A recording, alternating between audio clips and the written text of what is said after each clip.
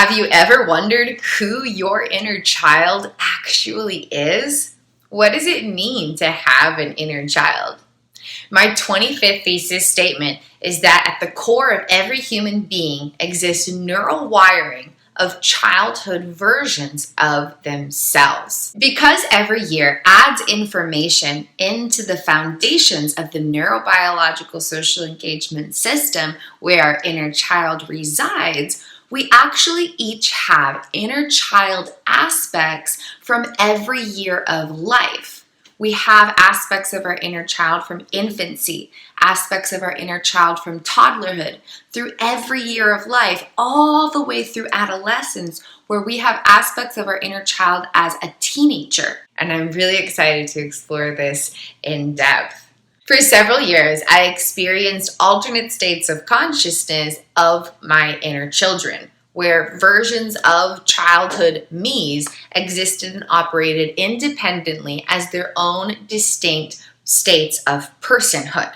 As I gained co-consciousness with these age-regressive states, I had the most profoundly dynamic, unique opportunity to explore my neural networks from childhood and to directly witness how they impacted automated unfoldings of personal experience. What I discovered was astronomically, mind-bogglingly, awe-strikingly wondrous. These age-regressive states of my consciousness unconsciously, so automatically in nanoseconds, beyond direct perception, beyond what can be immediately chosen or observed, automatically, unconsciously, we're experiencing all the different styles of personal experience that were encountered during early childhood. This includes facial features. So the way that eyebrows automatically move, the way that the mouth automatically moves, the way the mouth automatically smiles, the way the eyes move and have unconscious gestures and postures, and the way the nose moves. Like there was one state of consciousness that had little crinkles here when she smiled, but that never happens to me now. The way the cheeks move and the way the entire facial features and different muscles and elements of this miraculous face unconsciously and automatically engage, especially stemming from activity in the hindbrain where lots of cranial nerves contribute to this style of activity. These age-regressive states of consciousness also experienced vocal vibrations that mirrored how the voice would automatically speak during stages of early neurodevelopment. So have you ever listened to a child talk? The way that they speak is very different from the way that an adult speaks. The way that their voice automatically engages is very, very different because it's still developing, it's still maturing. And so the way that the voice automatically engages from the tone and the volume and the way that this sound comes out to the way the tongue moves and creates the clarity of words and language. All of that was different during these age-regressive states of consciousness. Welcome to Ocean's Snack Shack. Next, we got everything set up, so no matter what I need, it's here, and I don't have to interrupt my process to find something. Welcome to Ocean's Snack Shack. Next, we got everything set up, so no matter what I need, it's here, and I don't have to interrupt my process to find something. Hi friends, this is a unicorn in her natural habitat. In addition, different styles of communicating were different. Access to language centers was different. My body unconsciously remembered what it was like to process language as a 6-month-old infant, as one of many examples. Let me tell you, 6-month-olds process language very differently from a grown adult body. There's no ability to get to the left brain. Everything is right brain. And so instead of understanding words have absolutely no meaning. And the processing of language was completely dependent on eye contact, bodily postures, and facial features, energetic components of communication. So my body unconsciously remembered how I smiled when I was an infant, how I understood language as I was an infant, and how my body walked and understood its own orientation in time and space. And this is especially fascinating. So when you're a child, your orientation in time and space is very different than when you're an adult. There's a couple different elements. One is physical balance. When you're an adult, walking is easy. You've been doing it for years and years and years, and you're like a professional at walking. Like every adult gets like a mega trophy award. You're an amazing walker. Okay, but let's rewind a bit. When each adult who exists now was an infant, they would not have gotten a trophy for walking. They hadn't learned how to do it yet. Their body did not have the neurobiological data to be like, here's how you walk. That was something that was learned. So when I would experience age-regressive states of consciousness, guess what? I couldn't remember how to walk. My body unconsciously could not remember how to stand vertically, how to move one foot forward at a time, and how to navigate that movement from point A to point B to continually understand the manner in which the self was orientating in time and space while in motion. My body couldn't figure out how to do that because it was experiencing neurobiological activity from infancy. So our bodies remember what it was like to be an infant, is what I was learning. And then when you're a toddler or whatever stage you've kind of started to figure out how to walk, walking is still not what it is when you're an adult. You take little steps, and there's like this really intense balancing act going on because it's not totally automatic. So walking takes a lot of focus, man. Like walking takes like extra mega focus because your body doesn't know how to do it completely automatically yet. You're still in the learning stages of getting that neural data ingrained, right? So walking takes a lot of effort. It's tricky to balance, and even just getting distracted, you might just randomly trip and stumble, right? And so when a toddler is walking, it looks and feels very different than an adult walking. The body is smaller, the legs are much shorter, you're much closer to the ground, there might be difficulties balancing, the legs might kind of stand far apart because you're like trying to figure out how to balance this body thing, right? So it might almost feel like a waddle instead of like a fluid walking motion.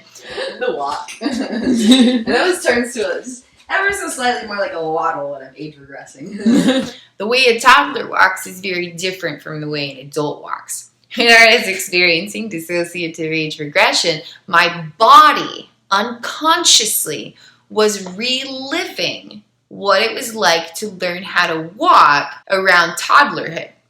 And so our bodies have all the data from what life was like during stages of neurodevelopment. Our inner child is literally existing in the neurobiological data existing and operating beyond direct perception and immediate awareness. When that neural data has connectivity with more recent data, it does not engage independently. So we won't understand that data is still there because it's not having its own distinct experience. It's connected, and so we're just up here as our grown adult in experience.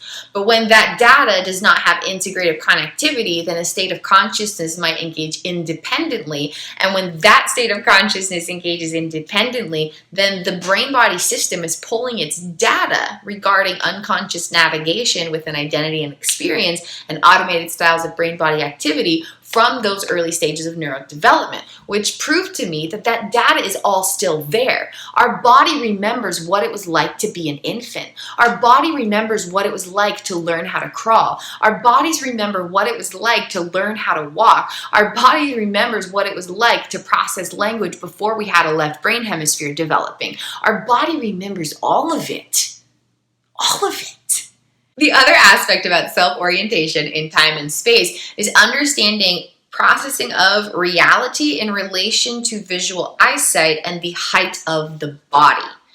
Okay, so our body remembers what it was like to be oriented in reality when the body was 1 foot tall. That's kind of cool to think about, right? Our unconscious body-mind remembers what it was like to interpret reality and understand a sense of self from the experience of being 2 feet tall. It's pretty cool. It's pretty trippy to think about, right? The unconscious body remembers exactly what it was like to understand interpretations of reality in relation to an instinctive sensation of personal identity from the height of 3 feet tall. It's so fascinating. For example, do you know there's little cars that kids drive around in? It's these little like plastic cars, and they're big enough for a child to fit inside, and then they can kind of move around with their feet, or maybe there's pedals or something, and they sit in this little car and they can go around the sidewalk and stuff, okay? But these cars are like, like this tall or something. Like they're really small, but they're big enough for a child to fit in, okay? Obviously, an adult body could not fit inside of a car like that. It couldn't happen. It couldn't happen. The adult body could not squeeze itself in there no matter how hard you try. You'd have to eat one of those candies from Alice in Wonderland so you can shrink down. You could not fit your grown adult body in a car like that. But the unconscious body remembers what it was like to be small enough to fit inside of one of those vehicles. And it's important to remember that neural wiring is how we understand our automated sensations of identity and personal reality. And so even when this neural data is not engaging independently, it's still there, somehow impacting our experiences. This is so fascinating to think about. While we're moving through our life up here in our conscious awareness, there's 99.08% of our neurobiological applications of consciousness engaging beyond our direct perception and immediate awareness. And this neural data from early childhood that understood its self-orientation in time and space in relation to being just a couple feet tall is impacting some parts of our consciousness in some way. At least sometimes, if not all the time. It's just fascinating to explore. When you walk up to something, you understand how tall you are in relation to that thing based on how visual stimulus is being translated through neural data. And so when neural data from early childhood activates, then you look at something and you understand who you are in relation to that thing from that neural data. And so if you see a tree, then you think that you're a 3 foot tall child looking up at this really big tree, rather than a 5'6" adult who is almost as tall as the tree. So orientation in time and space is very different for children and infants, and that neural data, how the unconscious body-mind remembers that experience of orientating from those smaller perspectives, physically smaller perspectives, all that data is stored in our body. So let's throw in the topic of baby pictures here. When you look at a picture of yourself as a baby or maybe a toddler, how do you know that that's you? Or do you know that it's you? Are you like, that could be me, or it could be like literally any child, because I don't know what I looked like as an infant. How do you connect with pictures of you from early stages of neurodevelopment? That personal experience is dependent on the styles of neural connectivity within the neurobiological social engagement system, where there's data from every year of life organized in 16 plus roles. Okay, so we've got neural data from age 6 months old, neural data from 1 year old, neural data from 2 years old, neural data from 3 years old. And depending on how all of that data connects, the present-day adult self may or may not recognize pictures from being young. If all this data connects, and the data from 6 months old connects with 1 year old, 2 year old, 3 year old, 4 year old, 5 year old, 20, 25, 30, 45, 50, however old you are, if all the data connects, then you can look at pictures of yourself from any year of life and say, that was me, that was me, that was me, that was me. But when that neural data doesn't connect, then the adult self who is here might look back and be like, that doesn't really seem like it's me. I don't resonate with that person being me. I don't recognize that as being someone I was. You might look at pictures of yourself from early childhood and be like, I don't connect with that being me, or that being someone of who I was. It's fascinating to explore this because our unconscious body-mind remembers self-recognition from all periods of life. When I was experiencing life with adaptable consciousness condition, where I lived with over 24 states of consciousness, over 20 plus independent persons living in one body, each state of consciousness had their own automated style of self-recognition. When I was in some states of consciousness, I could look at pictures of myself from age 4 and be like, that's exactly who I am. But then I would look in a mirror and have no clue who was staring back at me because I didn't have access to neural data from adulthood. When I experienced age regression all the way back to infancy, I would look at pictures of me as a baby and understand unconsciously that that is who I am. And then again, I would look in a mirror or look at pictures from adulthood and I would feel so confused because I didn't have access to neural data from adulthood that told me that that was who I was. In other states of consciousness, I would look at myself and recognize me as an adult in the mirror or updated photos of myself, and then look at pictures of me from infancy and be kind of confused. Like, that could just be any baby. That could just be any baby. I don't really know if that's me or not. Because this region of neural wiring didn't have integrated connectivity with this other neural data gathered from different years of life, filed in different roles within the neurobiological social engagement system. They were all existing and operating independently of one another and affecting automated styles of personal experience. So our unconscious body-mind remembers self-recognition from every period of development. Our body remembers how to recognize itself as a baby. Our body remembers how to recognize itself as a toddler. Our body remembers how to recognize ourselves from all the different periods of life. This is so beautifully fascinating to explore. Our unconscious body-mind remembers everything about experiencing itself before our conscious awareness had even developed. Automated styles of bodily postures and facial features are another fascinating component to this concept. Our unconscious body-minds remember what it was like to smile at age 1. Our unconscious body-minds remember what it was like to smile at age 2. And I don't know if you've ever looked at pictures of you from early childhood, but the way the body smiles changes over time. You don't have the exact same facial features that you had when you were 6 months old. The body goes through these stages of developing, and how all of this happens, the way the eyes move, the way the eyebrows move, the way that muscles in the forehead engage, the way that the cheeks move, and the way the cheeks move when you smile or frown, the way that the mouth moves when you smile or frown, the way that the nose moves when you smile. Like, you might smile and there might be crinkles here. You might smile and there's no crinkles there. All the different components of this stem from neurobiological activity as implicit neural data engages with brain-body operations such as cranial nerves in the hindbrain. The way that the body instinctively creates automated facial expressions and the way that automated facial features naturally posture themselves. Okay, so you don't think about it. You're not just like, okay, how do I smile?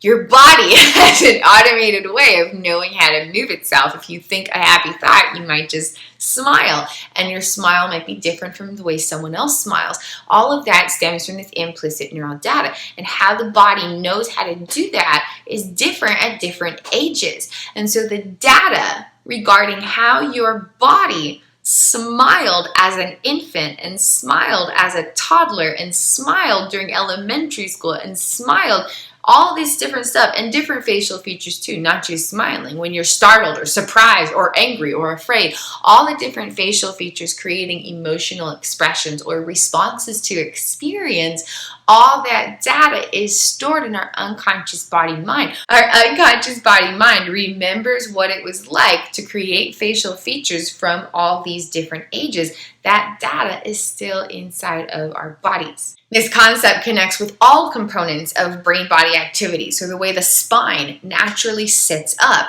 the way the head naturally postures itself on the neck, the way that all this different stuff happens, even the way that hands gesture when speaking, all the different components of how the body automatically engages itself, there's data from every year of life about these unconscious particulars. The way that you walk, the way that you run, the way that you sit, the way that you jump, the way that you laugh, the way that you gesture yourself, the way that the spine feels its existence in relation to a chair when sitting. Okay, so there might be some stages of development where you kind of had a slouching posture, but then maybe you grew out of that and now you sit up really straight. The body still has data and remembers what it was like to physically sit in those postures. All of that implicit intel is still inside of our bodies. It never goes away. The content and the connectivity might shift through distinct styles of brain-body rewiring, but the core features of it never go away. They might just be added to or shifted or connected with new information, but that data is always still there. When I would experience age-regressive states of consciousness, my body would instinctively posture itself in relation to the data that it was pulling from. The way that I would naturally move my body from sitting up, squatting, walking, standing, smiling, laughing, being startled, feeling happy, all the different components of unconscious activity varied depending on where the brain-body system was pulling its data from within the neurobiological social engagement system. And it revealed to me that my body remembered exactly how it experienced physical sense of reality, sense of self, translations of personal experience from age 6 months old, 1-year-old, 2-year-old, 3-year-old, 4-year-old, 5-year-old. And it was amazing at the precision of this, because I could find pictures of me and videos of me from early childhood, and the physical postures, facial expressions, the way that my body would squat down and look at something on the ground, the way that I would smile, the way that different components occurred, like the way that my cheeks positioned themselves when smiling, the way that my eyes would position themselves when smiling. All these different, very unconscious features were identical. And I've experimented with it, and I cannot mimic that if I try. If I consciously try to posture my face and my body to mimic those stages of early neurodevelopment, I can't get there. And it revealed to me that the unconscious body-mind stores this data, but we don't really know much about that because it's usually connected with more recent data. Only through experiencing unique order of neural wiring within the neurobiological social engagement system was I able to experience these independent states of neural activity and explore how my inner child understood her own existence, because I was able to explore these regions of data in their own independent fashion. So our bodies remember what it was like to smile, laugh, walk, sit, lie down, run, everything from all these different ages. In certain age-regressive states of consciousness, for example, my bodily posture while sleeping was completely different from my adult self. Have you ever looked at a baby while they sleep? Their body is obviously much smaller than a grown adult's body.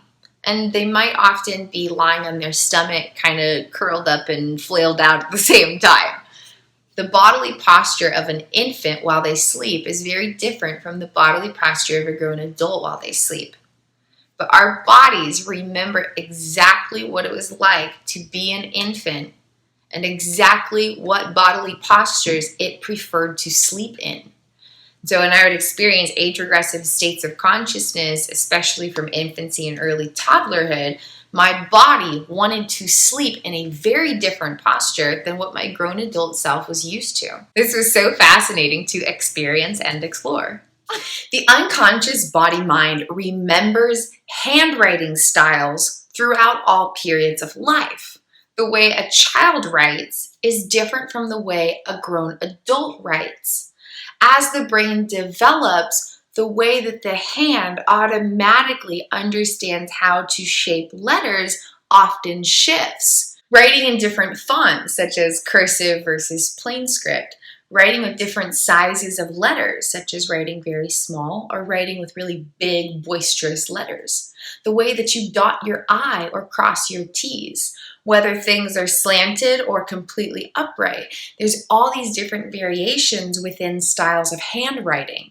Every human being has a different style of handwriting from one another, and then even more fascinatingly, every human being has different styles of handwriting throughout their lifetime. There may be minor to major shifts, but every person writes differently when they're 7 years old versus 30 years old versus 80 years old.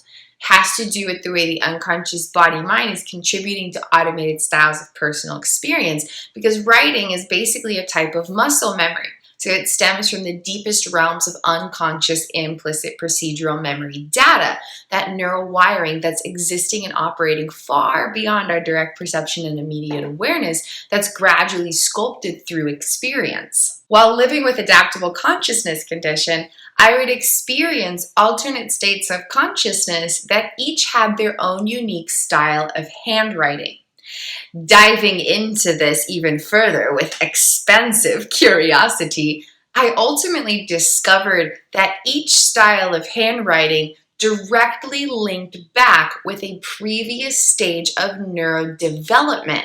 I found handwriting samples from different periods of my life, and the way that these alternate states of consciousness automatically, unconsciously, instinctively wrote words on a paper directly matched these stages of early neurodevelopment and how I wrote during those years.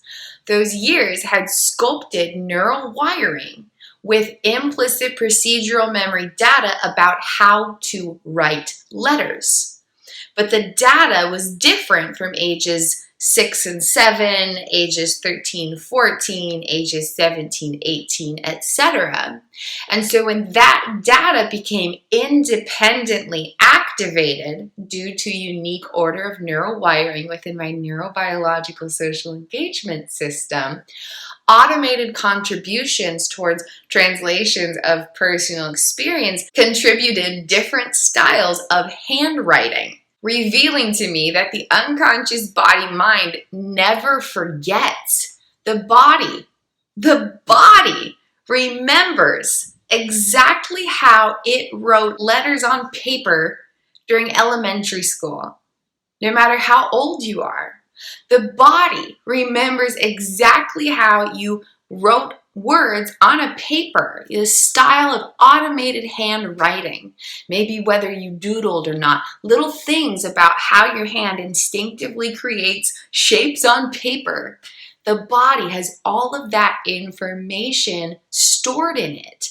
It's so fascinating. Only when these regions of neural wiring become independently activated, however, does this internal reality externally manifest through experience. I was very blessed to have the opportunity to explore my neurobiological applications of consciousness in a very profoundly unique way. The unconscious body-mind remembers the exact style of music that was listened to and still remembers melodies and lyrics from many, many years ago. When experiencing independent activations within my neurobiological social engagement system, I had no access to any neural wiring from the past 10 years. Yet I could remember every single word to dozens of songs that I listened to during middle school. So astounding. The body never forgets. It remembers everything, personal preferences, all of it. The movies that you watched, the styles of jokes that you enjoyed, the phrases that you randomly say. You might have had a phrase that you said in middle school or high school, but you don't say that anymore. But the unconscious body-mind remembers it. All that data is still there. It just only externally manifests when that intel is independently activated, which most frequently occurs within unicorners. There are infinite details to this concept. When you're a child, the way that you navigate through your everyday life is very different. And the way that you play is very different. And the way that you engage with reality is very different. The way that a child at age 5 plays with a toy is usually different from the way a grown adult would play with that same kind of toy, right? When you look at a child engaging, their experience of playing is very different from the way adults play. Yet, our grown adult body remembers exactly what it was like to be in those stages of early neurodevelopment and play with toys, with bubbles, with climbing a tree, with whatever it might be.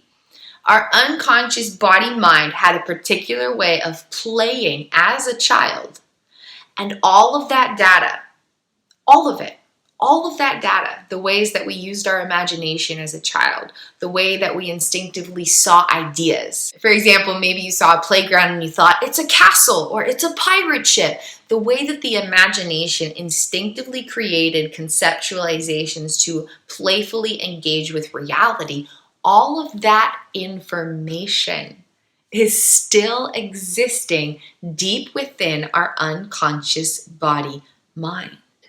Most importantly, our inner child experiences energetic information from implicit memory data that's affecting unconscious navigation within identity and experience and unconscious regulation throughout all brain-body systems. Basically, every stage of neurodevelopment contributes experiences that affect how neural wiring is sculpted. The content of neural wiring depends on the particulars of personal experience. The connectivity of neural wiring depends upon attachment well-being during those experiences. The content and connectivity of neural wiring creates a unique style of inner reality for our inner child. Something that forever fascinates me about this process is how every nanosecond is creating energetic information. So we think of information as like, there was that day, or there was that week, or there was that year. But the unconscious body-mind is gathering pieces of information in every nanosecond. So the storage, the filing system of this subconscious data is so much more profound and expansive than our conscious mind can ever fathom. Imagine one day when you're 5 years old. It might just be your average, typical childhood day. You eat breakfast, you watch TV, you climb a tree, you maybe play with a neighborhood friend. I don't know, you rolled down a hill, you had another meal, you had a nap time. Whatever was happening, in each nanosecond of those experiences, the unconscious body-mind is like eating up the pieces of experience, sculpting neural wiring from that experience, and I'm growing and evolving in relation to that. And so the unconscious body-mind is like eating up every nanosecond of experience and using that information as food and fuel to evolve itself. And so you might have had one day where you're just being a kid, but in that one day, there were millions or billions of pieces of energetic information that the body-mind is storing in a very particular way, because memories are all abstract associations to navigate present and potential moments. They're not these categorical boxes that store the past, okay? So the unconscious body-mind is like eating up every nanosecond and like, nom, nom, nom, how can I learn more about what life is? You can think of the unconscious body-mind as like the Hungry Hippos game, okay? They're just going and they're just eating up every nanosecond of experience. And as the unconscious body-mind is absorbing life in such profoundly rapid capacity, our conscious mind has seconds and minutes where 1 to 5 things are noticed or something. But then the unconscious body-mind is like nanosecond, millisecond, thousands of pieces of information in every nanosecond, millisecond. So the unconscious body-mind is getting so much more information than we can ever consciously fathom. And it's just helpful to keep that in mind. The complexities of this system is so expansive and needs to never be underestimated.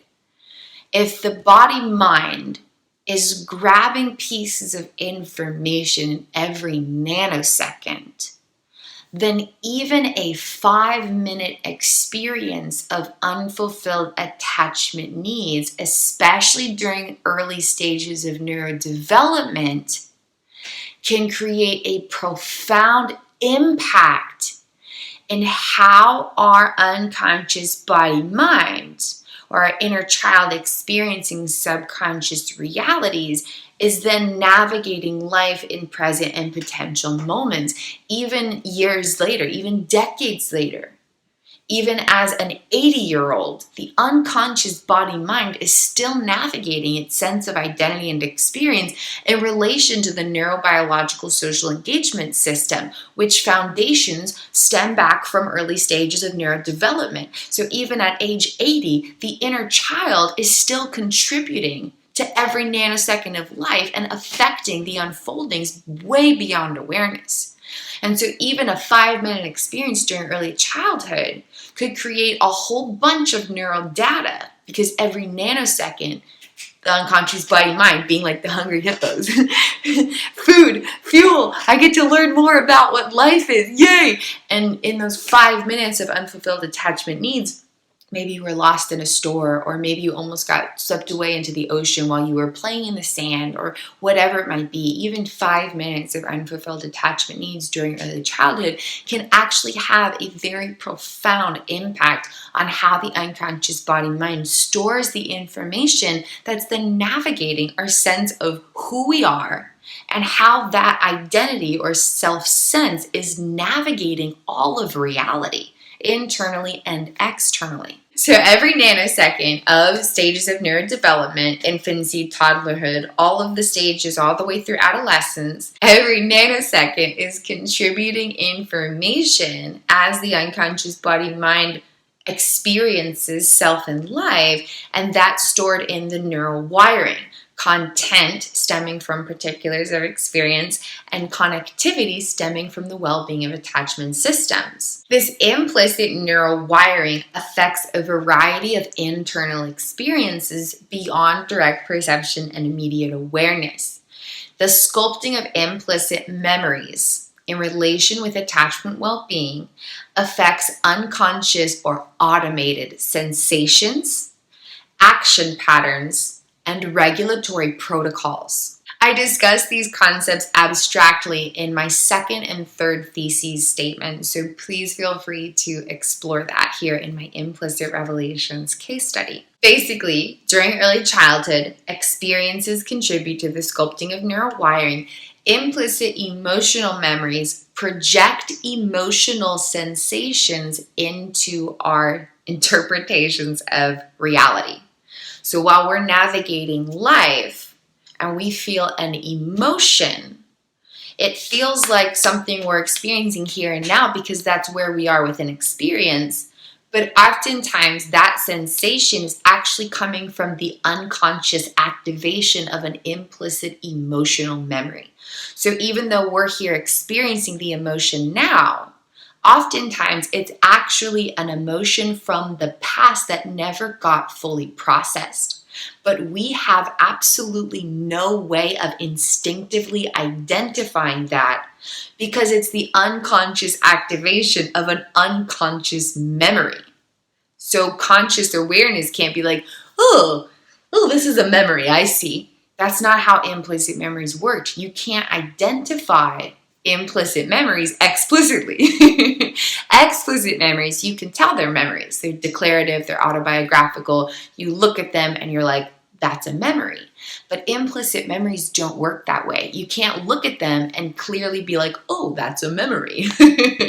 And so they can be a little bit tricky while navigating through life. It feels so profoundly present tense in regards to the emotional sensations. It takes a very tricky craft to be able to recognize that this is the activation of an implicit emotional memory. You can actually find out a little bit more about this in my Implicit Projections booklet on my website, and I describe this in much more detailed depth with a lot of updated information in my book, Liberated Consciousness. So please do feel free to explore those magics on my website at kristinwindsor.com/gifts and kristinwindsor.com/liberated. So implicit emotional memories project emotional sensations or feelings-based sensations into unfolding moments. So our inner child experiences emotional sensations from childhood regardless of where the present day adult self is. So there might be an adult self who's up here, 44 years old, thriving in life, doing super great, super well. Life is peachy keen, dandy, rosy gold, all the magics. But they had an experience during childhood that was not so peachy keen, not so rosy gold. It feels like a long time ago. It feels like it doesn't matter. It's in the past. It happened. It's no longer happening. It's irrelevant, right? No, wrong. That implicit neural wiring is still affecting their inner child, but the adult self might not know about it directly. And it might manifest covertly in unique ways. There might be these moments of irritability or moments of frustration or certain moments of sensations, but they come and they go, and so they keep moving on with their life, right? So the adult self is over here. It's been decades. They're doing fine, so why bother going back to that, right? But meanwhile, in the subconscious reality of their unconscious body-mind, their inner child, many, many parts of their self-essence, trillions of aspects of their consciousness, are first-handedly experiencing energetic projections from that neural data. So while the adult self is up here, their inner child is still here experiencing emotional sensations from childhood. And if those were very unpleasant emotional sensations, then their inner child is suffering unnecessarily in every nanosecond. And that's an important reality to attune with. In every nanosecond, an infinite amount of aspects of their consciousness are suffering, but they don't have to anymore. That experience is done. It is over. But the inner child doesn't know that because the implicit neural data has not changed. Only when the adult self can reach back in and liberate the inner child by transmuting that energetic data can they be freed from experiencing those projections of emotional sensations from the implicit memory sculpted during past moments of unfulfilled attachment needs. Very important reality to attune with along any type of healing journey through life. So the first aspect of this little piece I'm exploring here is that our inner child experiences emotional sensations or feelings-based sensations from early childhood because those experiences during neurodevelopment sculpted neural data. And that neural data is continually projecting information onto the parts of our consciousness who comprise our inner child. Our inner child is here in our subconscious realities, experiencing the unconscious body-mind beyond direct perception and immediate awareness, and their entire reality is dependent on the well-being of neural wiring sculpted during early stages of neurodevelopment, especially during the first 15 years of life. And again, any experience of unfulfilled attachment needs may sculpt unpleasant emotional sensations. This, of course, ranges along a spectrum. Being chosen last during a group game or activity, for example, would have been just a few seconds or a few minutes of one day of many years with subtle lack of internal need fulfillment. Maybe they didn't feel loved or appreciated. Maybe they didn't feel supported or respected in that moment of being chosen last during this group game or activity. In that moment, though, there's energetic information from every nanosecond, and that's being imprinted in the unconscious body, which is then contributing to unconscious navigation in present and potential moments. So there might be feelings of unworthiness, or feelings of being disconnected, or feelings of not trusting other people, or whatever it might be. And then the inner child is still experiencing those emotional sensations, whether we realize it or not. Our adult self might not be feeling that. But if the adult self is not connected with the inner child, then the inner child is experiencing that and the adult self doesn't know about it. Once the adult self fully connects with the inner child, there will be the ability to attune with what they're experiencing. Until that happens, though, the inner child may be having experiences that the adult self has absolutely no idea about. The adult self may be completely fine in the present moment. But if they're not fully connected with their inner child, then the inner child is experiencing these emotional sensations beyond awareness, beyond what the direct sense of conscious presence can immediately have access to. So being chosen last for a group game or activity, feeling lost in a store for maybe 15 minutes when you're 4 years old, having a moment where you're playing in the sand at a beach and a wave washes you out and someone runs out and grabs you right away. Even in those few minutes, there may be the sculpting of implicit emotional memories that are projecting feelings-based sensations into subconscious realities, affecting our inner child beyond awareness. Of course, more intensive experiences of unfulfilled attachment needs will create even more expansive, intense, and severe implicit emotional memory data that creates very unpleasant, terrifying, or painful sensations for our inner child. Regardless of how many years have passed, our inner child is experiencing every piece of neurowiring sculpted through all of our stages of early neurodevelopment. Those moments in infancy and toddlerhood all the way through to adolescence have sculpted neural wiring, and our inner child is continually experiencing those subconscious realities beyond what we can directly access through our conscious mind. When there's moments of unfulfilled attachment needs, whether it's a subtle occasion that happened once or whether it's severe occasions that chronically occurred, those experiences sculpt implicit emotional memories that project abstract feelings-based sensations into subconscious realities. The second way that this implicit memory data from early neurodevelopment affects our inner child is through action patterns or innate movement programs. Implicit procedural memories carry a few different kinds of pieces of information, including learned motor skills, so being able to ride a bike or play an instrument. All of that is stored in implicit procedural memory data. Even deeper within the unconsciousness, though, implicit procedural memories carry action patterns or innate movement programs.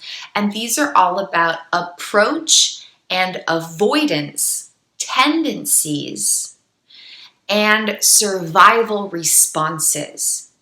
And this implicit wiring affects 80% or more of decision-making tendencies and abilities unconsciously. So as we navigate our life, how we make choices primarily stems from implicit procedural memories, existing and operating far beyond what we can consciously get to within our mind. Implicit emotional memories carry a relationship with attachment well-being. Moments of attachment need fulfillment create enjoyable sensations projected from implicit emotional memories, while moments of unfulfilled attachment needs create unpleasant emotional sensations projected from this memory data. Similarly, implicit procedural memories have a specific relationship with attachment systems. How our unconscious body-mind learns to navigate life, decision-making tendencies, abilities. Where do you go? Where do you avoid? What do you approach? What do you step away from? Who do you trust? Who do you protect yourself from? What do you take risks on? And what do you, back away from and kind of have some boundaries with? All of that information comes from how experience sculpts implicit procedural memory data in relation to attachment well-being. And so when there's something that fulfills attachment needs, the unconscious body-mind learns to approach it. When something does not fulfill attachment needs, the unconscious body-mind learns to avoid it. And then the unconscious body-mind creates other action patterns in relation to kind of figuring out how to strive to meet attachment needs and how to survive when they're not being met. And then the unconscious body-mind also carries different kinds of responses regarding moments of severely unfulfilled attachment needs, like pulling away or contracting muscularly. For example, if someone doesn't like to be hugged, it might be because the unconscious body-mind doesn't feel safe to be touched and embraced because of past moments that sculpted procedural memory data. And so when someone reaches in to hug them, they avoid that and have a survival response of muscular contraction. That experience directly stems from implicit procedural memory data sculpted in relation to attachment well-being from past moments of experience. So that's kind of the general insight about implicit procedural memories. But here's where stuff gets super dicey and super fun and super wild and super wacky and super cool to explore. Even when we are in later years of adulthood, action patterns from childhood are still projecting information into subconscious realities of our inner child. While our adult self is experiencing more recent neural intel from adulthood, our inner child, deeper within our subconscious realms, is experiencing neural data from childhood. So the way we go about making decisions from adulthood might be different from the way we go about making decisions from childhood. For example, when you're a child, you might eat anything sweet that you find just because you can and it's yummy and it's there. As an adult, you might have different action patterns in your implicit procedural memory data. You might look at a box of cookies and think, okay, I think I'm going to not eat those cookies right now. I've been trying to watch my sugar intake. I've been working out and kind of been trying to get on this healthier trail. And so I'm going to just decide to not approach those cookies. I'm going to avoid eating that sugar right now. But those action patterns are probably different from the action patterns experienced as a child. As a child, you see a box of cookies and you're like, it's a box of cookies. Not speaking from experience, I did not love cookies as a child at all. So our action patterns are different from childhood and adulthood because we're growing, we're developing, we're evolving, we're learning new ways of being, we're expanding in our ability to consciously choose who we are and how we navigate our unfoldings. As a child, you see a box of cookies, you're not worried about your sugar intake. You're not worried about whether you've been exercising enough or you need to burn off the calories. You're 5, 6, 7 years old. You see a box of cookies. You're going to eat the box of cookies. And that action pattern may or may not be different from when you're an adult. This is just, of course, one of infinite examples.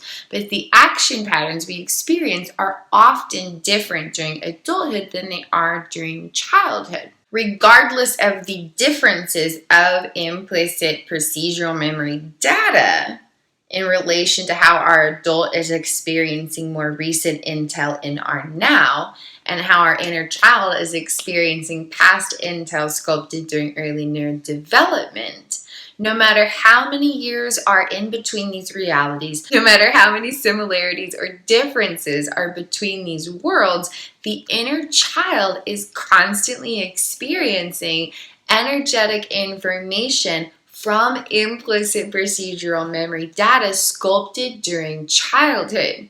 So even when the adult self, in this one silly example of eating cookies, even when the adult self is up here and says, I'm going to say no to those cookies. I don't need any more sugar right now. I'm respectfully saying no, it looks good, but I'm choosing to avoid that sugar intake.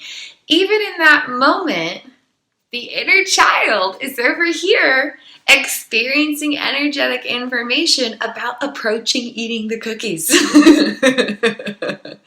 And so there's different styles of subconscious realities always occurring. The manifestations of them may be different for different people on different walks of life, and the intensities of it might be different. For example, if the adult self has complete connectivity with the inner child, then reality might be this one smoothly flowing, fluid experience, while someone living with adaptable consciousness condition might experience the adult self and the inner child as completely independent states of consciousness or autonomous inner persons. So manifestations of these realities are infinite in their potentials, but our inner child is constantly experiencing action patterns or innate movement programs regarding approach avoidance tendencies and survival responses affecting decision-making tendencies and abilities. Our inner child is experiencing that information in relation to the neural wiring sculpted during early neurodevelopment or early childhood, especially the first 15 years of life. There's a few fascinating features of this topic that are worth exploring. First is that we cannot directly identify the activation of implicit procedural memory data. And so we're moving through our life, we're making choices big and small in every nanosecond. Do I walk this way? Do I walk this way? Do I open this door? Do I open this door? Do I go here? Do I go there? Do I choose this? Do I choose that? Do I take the back roads? Do I take the highway? Etc., etc. Do I let my cat out? Do I leave my cat in? Do I feed the cat now? Do I feed the cat tonight? There's a million choices in our everyday lives, big and small, and how we navigate those directly depends on the status of implicit procedural memory data, the content and the connectivity, as past experiences in relation to attachment well-being have sculpted this foundation of our unconscious body-mind. When we think about decision-making, we usually think about external realities, like choosing what food to eat, or choosing what road to drive on, or choosing what words to say when communicating with another human being. We think about the outer realities, typically, when we think about decision-making. But there's actually internal decisions as well, and those also directly derive from procedural memories existing and operating beyond all awareness. A really important element of this is visual eyesight. Where and how our eyes automatically focus their perceptual reality directly stems from activity of unconscious memory systems, as procedural memories automatically dictate 80% or more of decision making. Where and how the eyes are focusing their gaze instinctively reveals clues about implicit wiring, including procedural memories. For example, when you see someone walking past, do you avoid looking at them? Do you focus on them, maybe with a sense of paranoia or curiosity, and you wonder who they are, what they're doing, especially in relation to you? Or are you softly focusing your gaze on whatever it is that you're doing, and you don't care about that person in the backdrop of your experience? That is one of infinite examples about how procedural memories affect internal decision making, such as where and how the eyes are instinctively focusing their visual gaze. While driving, do eyes instinctively zone out on the road ahead of you? Do eyes instinctively kind of shift their gaze, kind of looking at all the other cars and all the other drivers, maybe with a sense of nervousness? Or are eyes kind of looking around at the nature and noticing the clouds and noticing the birds and noticing the trees while you're driving? Little things like that provide clues about what's happening within the implicit wiring of our neurobiological applications of consciousness. It's interesting to think that our eyeballs have their own processes of decision-making tendencies and abilities, as that aspect of our internal experience is miraculously linking worlds with implicit memory data. It's all a beautiful miracle worthy of loving exploration. Specifically, we can explore what the eyes approach, avoid, or have a survival-based reaction to. When you see something, do your eyes connect with that and approach that element of experience? Do the eyes look away and avoid that element of experience? Or is there some kind of instinctive bodily reaction upon seeing that visual stimulus? For example, if you see a dog walk past, do you look at the dog and have a feeling of happiness? Do you look at the dog and have a feeling of tension? Do you look away from the dog and you have a sense of nervousness or frozenness? Do you look away from the dog and redirect yourself towards the beautiful bird flying overhead? Or do you look at the dog and suddenly your whole body goes tense and stiff and you can't feel like you can't move and you feel like your heart is racing but you also can't even move and you don't even know what's happening? All of those are different clues about implicit wiring because of how and where the eyes are looking, what they're looking at, and how they're emotionally seeing it, basically, or how they're energetically perceiving and responding to that element of visual experience. The more we can attune to these hidden subconscious realities, the more we can be there for parts of ourselves who are experiencing personal life beyond direct perception of our conscious awareness. Because remember, approximately 99.08% of our inner beings are encountering realities beyond the direct perception of what we can get to in our conscious mind. Meaning that subconscious parts are experiencing all kinds of hidden realities, while our conscious mind is up here in a small fraction of what's actually happening in the entirety of our inner beings. As we consciously connect to how our eyes are instinctively encountering experience, the more our conscious mind can attune to subconscious clues to connect with those aspects of consciousness. So the first step here is just to observe automatic realities of the eyes. You don't have to interject or shift or change anything, but simply bringing awareness and observing how eyes are participating in experience can help the conscious mind connect with subconscious parts and learn about the neurobiological wiring automatically impacting experience. A little healing journey tip, trick, and tool. As the conscious awareness continues practicing loving presence with the inner experiencer, observing how and where the eyes automatically focus.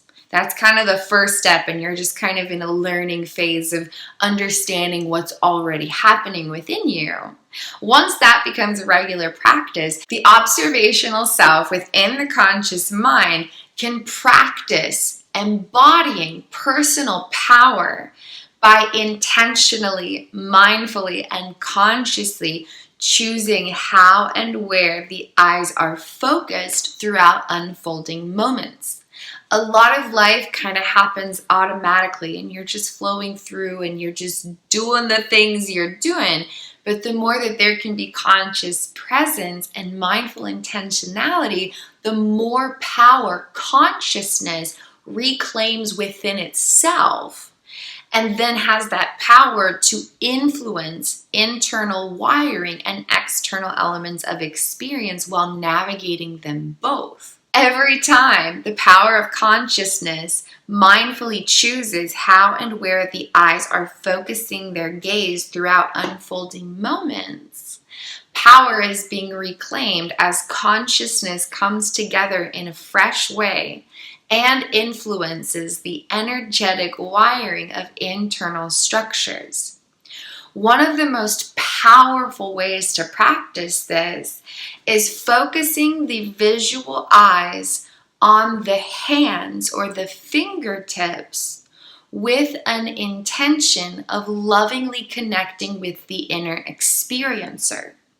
Obviously, this can't be practiced 24/7, but this practice may be applied in everyday moments, such as when you're unloading the dishwasher, doing yoga, eating, driving, etc.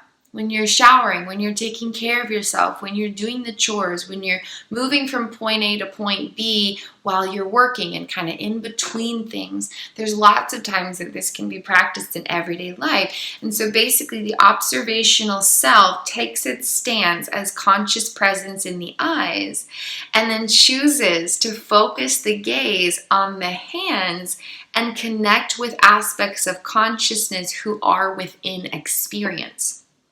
An attention shifted to presence with your own being, an intention of loving self-connection and grounded presence in the moment.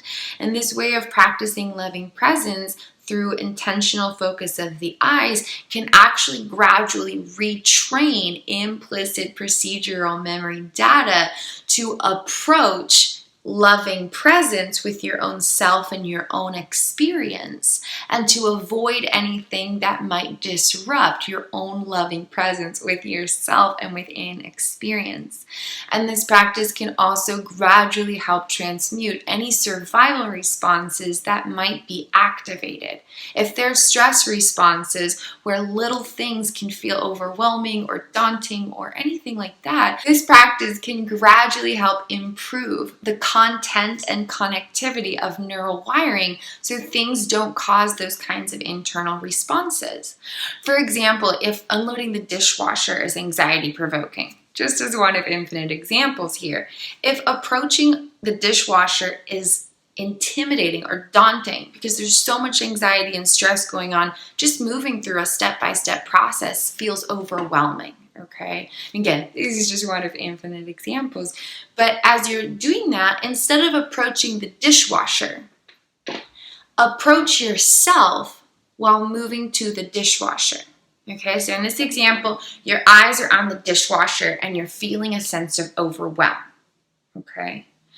In this moment, stimulus of external experience is activating internal data to create a certain style of automated experience, okay? So while you're approaching the dishwasher, the inner being is like, oh no, we're approaching the activation of this neural data that feels scary, okay? That's kind of what's happening beyond awareness. So as you're approaching this element of experience, instead of focusing on the experience, focus on your inner experiencer. Instead of approaching the dishwasher, approach yourself while moving to the dishwasher.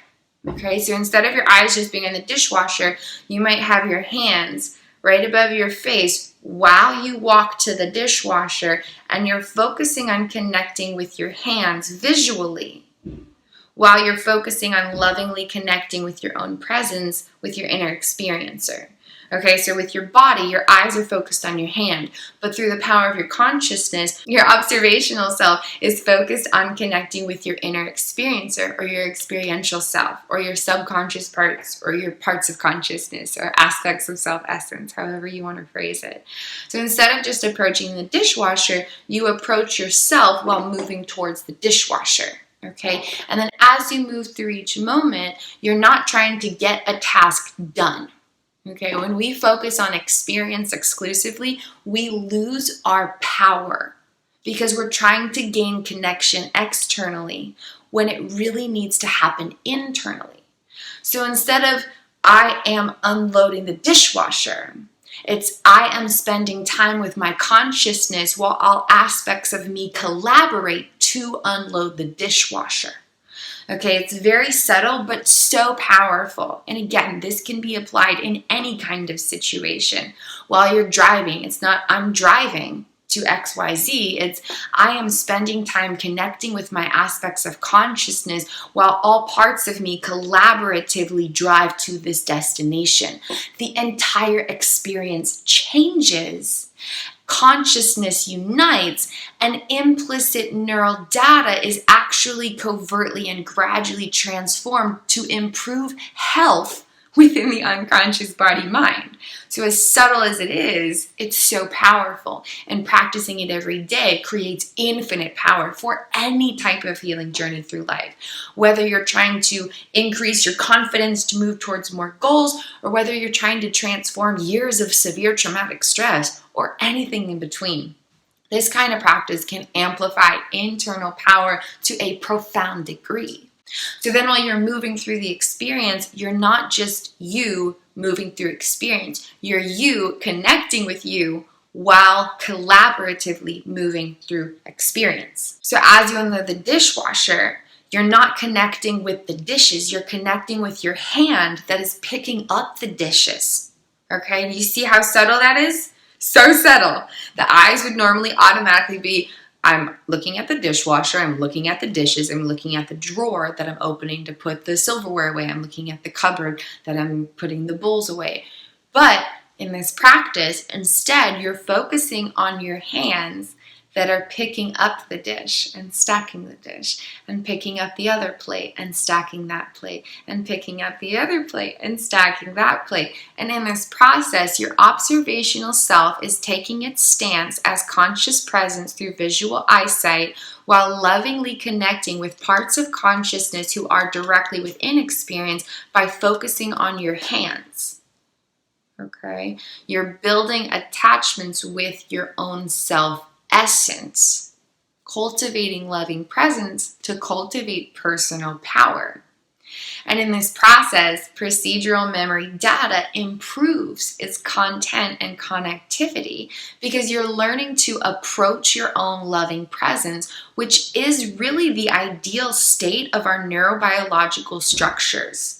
When we have neural data that supports loving connection and grounded presence, our unconscious body-mind is able to thrive in great expanses. So we have improved decision-making abilities and tendencies. So we have more positive internal emotional sensations. So our memory improves, and our ability to access short and long-term memory through conscious intentionality is actually improved, and we can get there a little easier and have more power within the abilities of our memories, etc., etc. There's a lot of positive health benefits to this practice. So procedural memories affect decision making, but that's not just external motions, it's also internal elements. And a powerful example is how and where visual eyesight is focused. And the more conscious power can grab that ability intentionally and choose where and how. It's important that it's both of that, where and how, where you're looking and how you're shifting that aspect of experience. The more that the power of conscious presence can choose that intentionally, manually, and mindfully, the more power is actually reclaimed within implicit wiring that's always impacting us, even though we can't directly perceive that.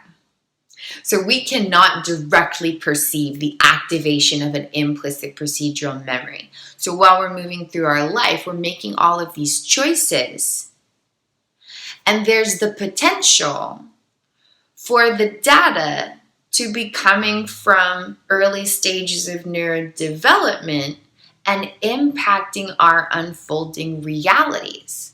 And this isn't good or bad or anything like that. It's simply something to be aware of. Expanding our awareness amplifies our personal power, and it helps us to be there for ourselves. Because if we have a certain way of making a decision, or if a certain style of decision is anxiety-provoking, for example, if that implicit procedural memory data affecting that aspect of our navigation comes from early childhood, then it's giving us a clue of consciousness about how our inner child is doing, or what our inner child might be experiencing.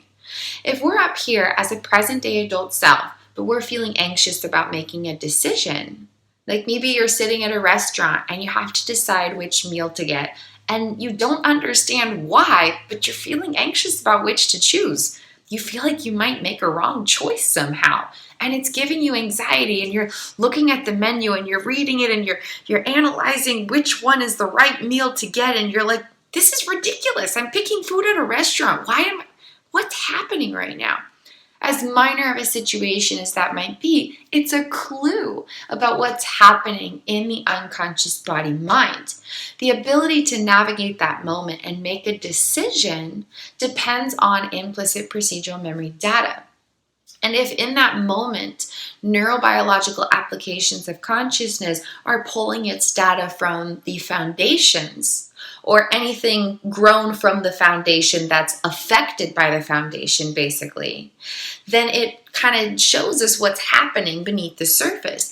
There might be an aspect of our inner child who's experiencing implicit procedural memory data where they don't feel safe to make a choice for themselves, or they don't feel respected enough to trust their own ability to choose for themselves. Or they feel like they will be unsafe if they make a mistake, etc., etc., etc. So as seemingly small, subtle, and minor as a situation like that might be, where you're having a hard time choosing a meal when you're sitting at a restaurant, it's an opportunity to explore the hidden realities of the unconscious body mind. What if there's an aspect of the inner child who doesn't feel safe to freely choose for themselves, or like they can't trust their own ability to choose, etc., etc.? And so there's this potential for implicit procedural memory data from early childhood sculpted in relation with attachment well-being to impact our unfoldings beyond direct perception and immediate awareness, whether it's the direct data from that or data that developed and was stored on top of that. For example, data from age 20 that is stored in relation to data from age 5 because of how early neurodevelopment sculpts the foundation of our neurobiological applications of consciousness. So regardless of where it's pulling its data from directly, it always stems back to our inner child, because our inner child is experiencing neural projections that create the foundation from which all neural data develops through our entire lives. So moments of unfulfilled attachment needs during early childhood are going to affect implicit procedural memory data storage, which affects our decision-making tendencies and abilities. And then all of the rest of our lives are creating energetic information that's stored in relation to that, and attachment well-being in the unfoldings as well. It's helpful to understand that implicit procedural memory data is being activated in every nanosecond and impacting our lives, impacting how we perceive ourselves, impacting how our sense of self navigates unfoldings, etc. But we do not consciously, within our immediate awareness, have a sense of those hidden realities. We cannot directly consciously identify the activation of an implicit procedural memory. You don't open a kitchen cupboard and you're like, oh, I'm noticing a whole bunch of activations. There's these implicit procedural memories that are being activated and suggesting what I should choose from this cupboard.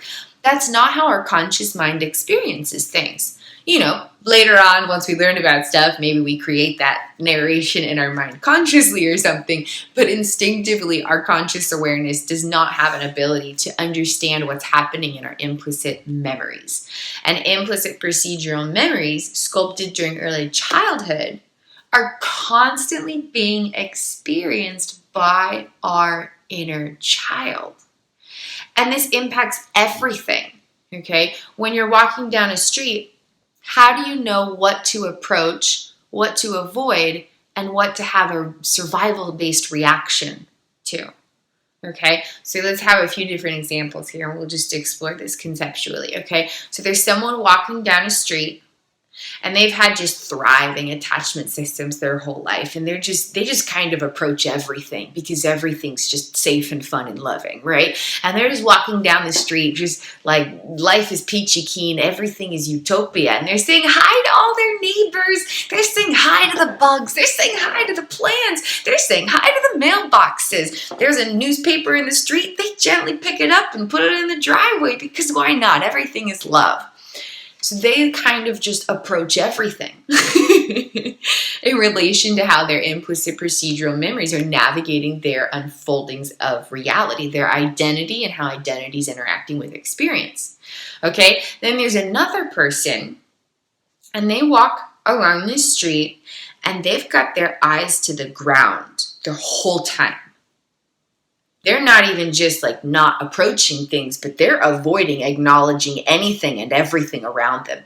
They don't even look up to see the sky. They don't even look up to see what neighbors might be around. They don't even look up to notice the flowers on the plants. They're avoiding everything. Okay? And that style of personal experience is being profoundly impacted by the unconscious activation of implicit procedural memories. They might have learned to avoid their surrounding reality because that helps them stay safe. Past experiences sculpted the neural wiring, and that's how they're navigating their nows. Then there's another person, and they're like kind of in between those two extremes. And they're walking, and they're focused on where they're walking, but they'll occasionally wave to somebody. They won't strike up a conversation, but they'll kind of wave and glance to them. Whereas that first person is like going up to people like, "Hi, how are you?" Just approaching everyone in every way. Okay, then there's a fourth person, and they're walking, and every time something flies by them, there might be a ladybug or a bee or a bird. Every time there's a new piece of stimulus as something flies past them, they suddenly crumple to the ground. Their spine curls in, their shoulder curls in, their neck extends out and down, and their arms go up. And they stay there for a few moments, and then they slowly get up and they try to keep walking. And then every time something else flies in, it happens again. In those moments, they are not consciously choosing that physical response. And this is really important to understand along any type of healing journey through life, especially for any beautiful, beloved soul friends along a great expansion of love or trauma recovery. Those reactions are the activation of implicit procedural memory data carrying a survival response. So in those moments, there's a vibrational signal, a piece of stimulus that comes in. And because it was something that was suddenly flying fast, it was just this sudden thing that came in, it activated the procedural memory data that's explaining how to navigate life and make choices. And it's affecting all the different ways that decisions are made. 80% or more of decision making comes from this neural wiring. And that was activated. And then the survival response took over and made decisions for them and affected their muscular posture and everything in between. And this person continues to walk along this path, and someone approaches them and says hello. In that moment, this fourth person in these examples immediately turns around and runs away as fast as they can. In that moment, the majority of how a decision was made came from implicit procedural memory data, not a conscious choice. And this isn't to say that we don't have a conscious choice, but more of our decisions come from neural wiring than come from our conscious presence until we are aware of it. Okay, this is the important part. While we're moving unconsciously through life or automatically through life, the implicit procedural memory data is going to make decisions for us. Once we expand our conscious presence, we have the power to make our own decisions and rewire that data.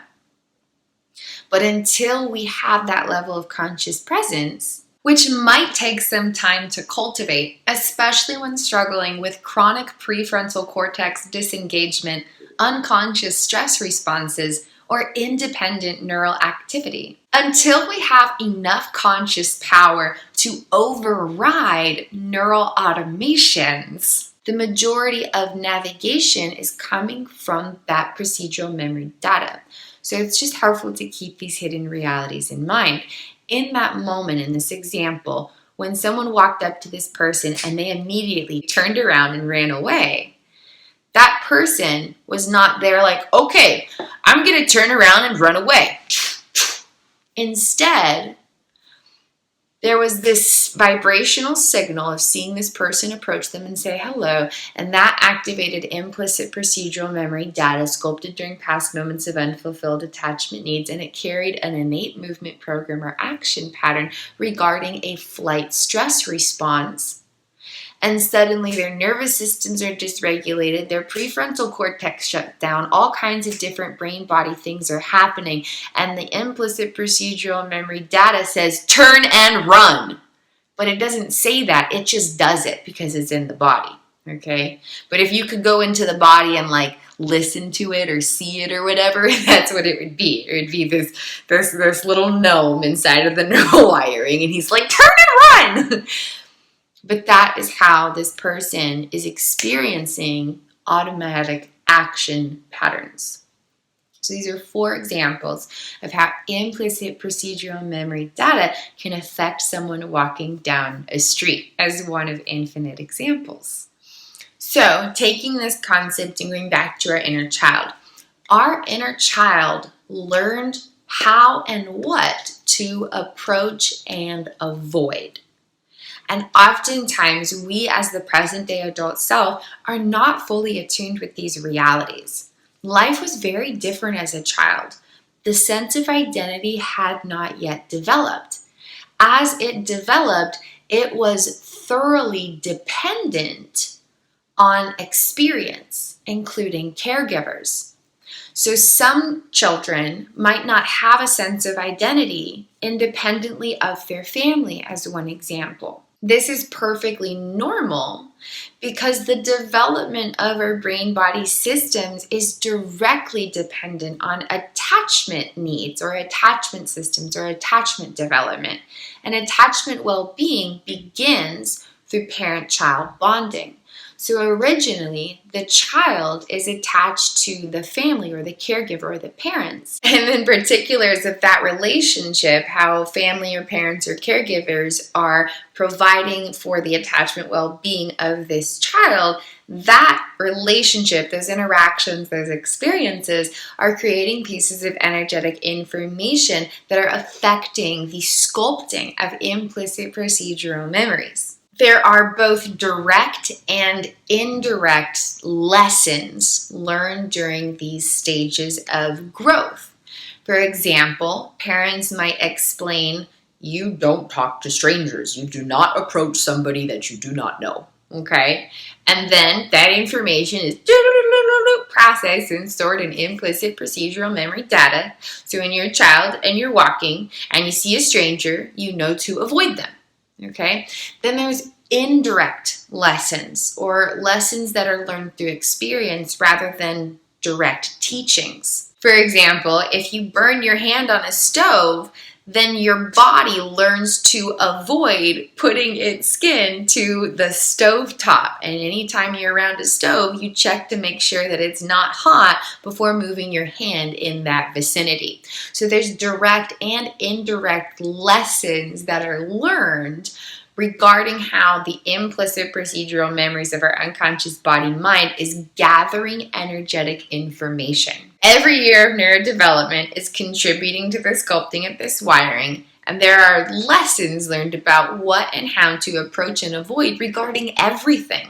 People, places, food, exercise, books, movies. There's so many different aspects of experience, and our inner child learned how to navigate life as experience sculpted procedural memory data and explain to the unconscious body-mind what to approach and what to avoid, or how to navigate various elements of decision-making tendencies and abilities. For example, if you really love to sing as a child, and you're singing all over the place. You're singing while you clean, you're singing while you work, you're singing while you're in the shower, you're singing while you're walking, you're singing on the bus, you're singing on the playground, you're singing everywhere. You're a child and you love to sing. But then these kids at the playground are like, "Oh, you sound awful. You should just never sing again." And then you're singing at home, and a family member says, "Would you mind keeping it down a little bit?" And things like this continue to happen. The unconscious body-mind will learn to avoid singing. Even though the child loves to sing, the unconscious body-mind has learned that it's better not to sing, and will create implicit procedural memory data explaining to avoid singing at all on the playground, to learn to sing very quietly when you're at home, etc. From music you listen to, movies you watch, clothing styles that you wear, ways of expressing yourself, ways of decorating your room. There's so many different features to experience, and our inner child has learned how to navigate life and approach and avoid things based on the experiences that sculpted content and connectivity of implicit procedural memory data. And the profound aspect of this is that even one experience can create procedural memory data that impacts future moments. So let's say 15 years of life sculpts the foundation of the neurobiological applications of consciousness, okay? There's so much energetic information here within the implicit procedural memories affecting decision-making beyond awareness. Even 1 hour of one day of that 15 years can create enough implicit procedural memory information to affect our decisions decades later. That is so profound. 1 hour of one day in this 15 years of experience has the power to create enough energetic information in procedural memory data to impact a decision decades later. Keeping these hidden subconscious realities in mind profoundly expands personal power along any type of healing journey through life, especially as we connect with hidden inner realities of our inner child. Because while we're up here as our adult self moving through whatever our life looks like now, our inner child is still here in the deepest layer of our unconscious body mind, experiencing that energetic information beyond our direct perception and immediate awareness. So implicit procedural memories carrying action patterns, which involve approach and avoidance tendencies and survival responses, that information is affecting how our inner child experiences themselves and life. And remember, there's so many different aspects of our consciousness who are here within our inner child. And until we link worlds with them, we as the present day adult self will not feel able to connect with the expansive wholeness of all that we are. We might not even realize that though, because we're used to operating as we are. It's only once you see the potential of the wholeness you can feel that you realize how much of you is missing. You're up here existing and operating. This is just life. It's normal. It's just the way things are. It's the way things have been. How can you possibly know an alternate potential of how full and wondrous life could be if all of you was there to experience it? If you were fully connected with all aspects of your inner child. So it's important to keep this in mind because our inner child is a significant portion of who we are. But they're not experiencing life as we are up here. They're experiencing life in relation to the neural wiring sculpted during the first decade and a half or so of life. And this includes implicit memory data, housing different kinds of emotions and different types of action patterns. I had a profound opportunity to experience this independent activation while living with adaptable consciousness condition. I would experience states of consciousness who exclusively encountered life as and through the lens of the inner child, without any access to neural content from adulthood. During these times, all elements of decision-making tendencies and abilities directly stemmed from the procedural memory data sculpted during early childhood. And now that I'm here as my fully grounded present-day adult self with connectivity to all aspects of my inner child, I can see the difference between my neurobiological activity now and then, and it is profound. But the even more profound aspect of that is that all of that data is still there. It's impacting life differently because it's no longer engaging independently within my neurobiological applications of consciousness, but all of the data is still there. And I was able to learn so much about how our inner child experiences themselves and life. While we're up here as our adult self, they are deep within us, and they're still experiencing all of the action patterns from childhood. How your 5-year-old self learned how to approach or avoid things at home or at school or at a friend's house or at the library. That information is still impacting hidden realities of your inner child. How your 12-year-old self learned how to navigate choices while shopping at a store or while spending time with family or while being around other people or while engaging in a new setting. Those decision-making tendencies and abilities or approach avoidance tendencies and different automated responses and reactions are still affecting those aspects of your inner child beyond direct perception and immediate awareness.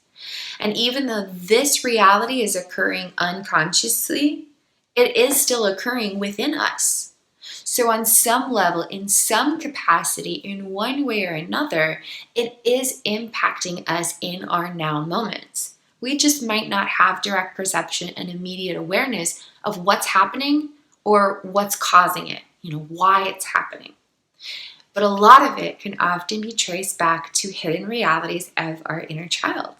When implicit procedural memories engage action patterns from early childhood, it presents a profound opportunity for the present-day adult self to lovingly bridge worlds and connect with the inner child, reaching from the first subconscious layer closest with the mind into the third subconscious layer closest with the body, or reaching in from more recent data within the neurobiological social engagement system all the way into the great depths of the foundation of the neurobiological social engagement system as the adult self connects with the inner child in present unfoldings. Without this conscious and mindful internal self-connection, the inner child might engage independently, causing self-essence to be unable to completely connect within itself and increasing the likelihood of implicit procedural memory data to unconsciously dictate unfolding choices or decision making. While continuously expanding conscious awareness and presence throughout unfolding moments along your healing journey through life, you might start to recognize certain action patterns or approach avoidance tendencies or ways that you go about making choices, big or small. You might start to recognize those energies as stemming from childhood. You might start to recognize that certain action patterns are ways that started within your being many years ago, where the way that you move about everyday moments or certain avenues of choices stems from your inner child or from neural data from when you were young, where experiences sculpted the foundation of your brain-body system, and then all other experiences were processed in relation to that. So even though you're up here making a choice here, you might start to recognize that the way you go about making those choices has been happening for a long time, basically. As you start to notice that, you're consciously connecting with your inner child simply by bringing awareness to this occurrence. As you start to recognize this, the adult self could connect with the inner child by moving about those action patterns with conscious presence. So instead of the inner child automatically experiencing that neural activity, the adult self interjects conscious presence and is then there with the inner child and has influence over the automated neural activity. For example, if the inner child experiences action patterns about approaching sugary foods, then seeing candy or cookies or other sweet treats might activate that neural data and project implicit procedural memory data with action patterns into their subconscious realities. If the body automatically approaches those sugary food and instinctively eats it, the inner child might be independently experiencing that moment without full connectivity to the adult self.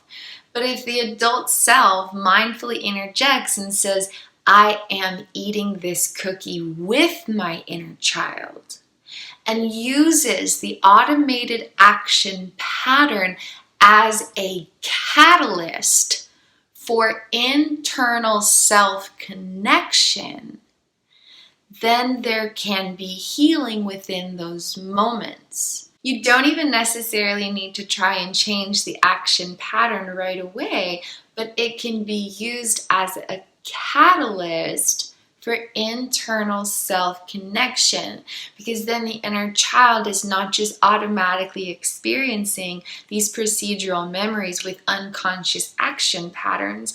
Instead, there's conscious presence within the experience, and the adult self is connecting with the inner child. So two things are happening here.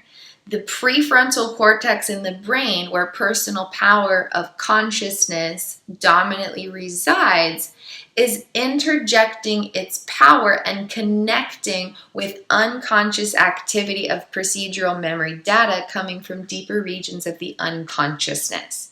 So there's healing happening in the brain-body system by interjecting loving presence in this experience, conscious presence in these moments. The second thing that's happening is aspects of self-essence are connecting and coming home to each other in the present moment as the present-day adult self connects with the inner child. So it's creating healing for neurobiological applications and consciousness. So they're two distinct essences, but they're always interacting. And so by interjecting conscious presence and having the adult self connect with the inner child, using the instinctive action pattern as a catalyst, it's this opportunity to rise up into personal power.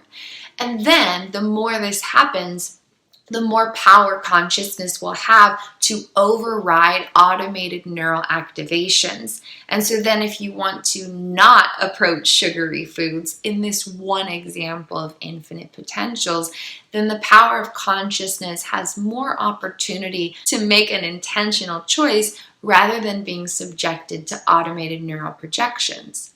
This may arise in an infinite myriad of ways. Eating is just one example of how this neurobiological activity is impacting consciousness and how consciousness can impact neurobiological activity. Another example in the realms of eating. If there have been chronic action patterns of binge eating stemming back to a stage of early neurodevelopment, whether that's 5 years old, 10 years old, 15 years old, then the present day adult self can start to reclaim power by establishing loving presence with the inner child who is within the automated action patterns.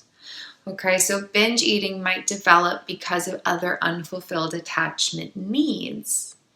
But the action patterns are so deeply ingrained in the procedural memory data that the individual might not be able to just automatically choose to not binge eat.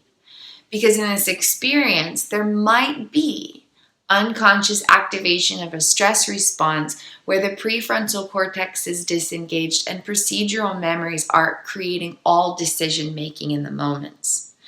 And so there's the potential that the individual doesn't have the neurobiological ability in those moments to choose not to binge eat.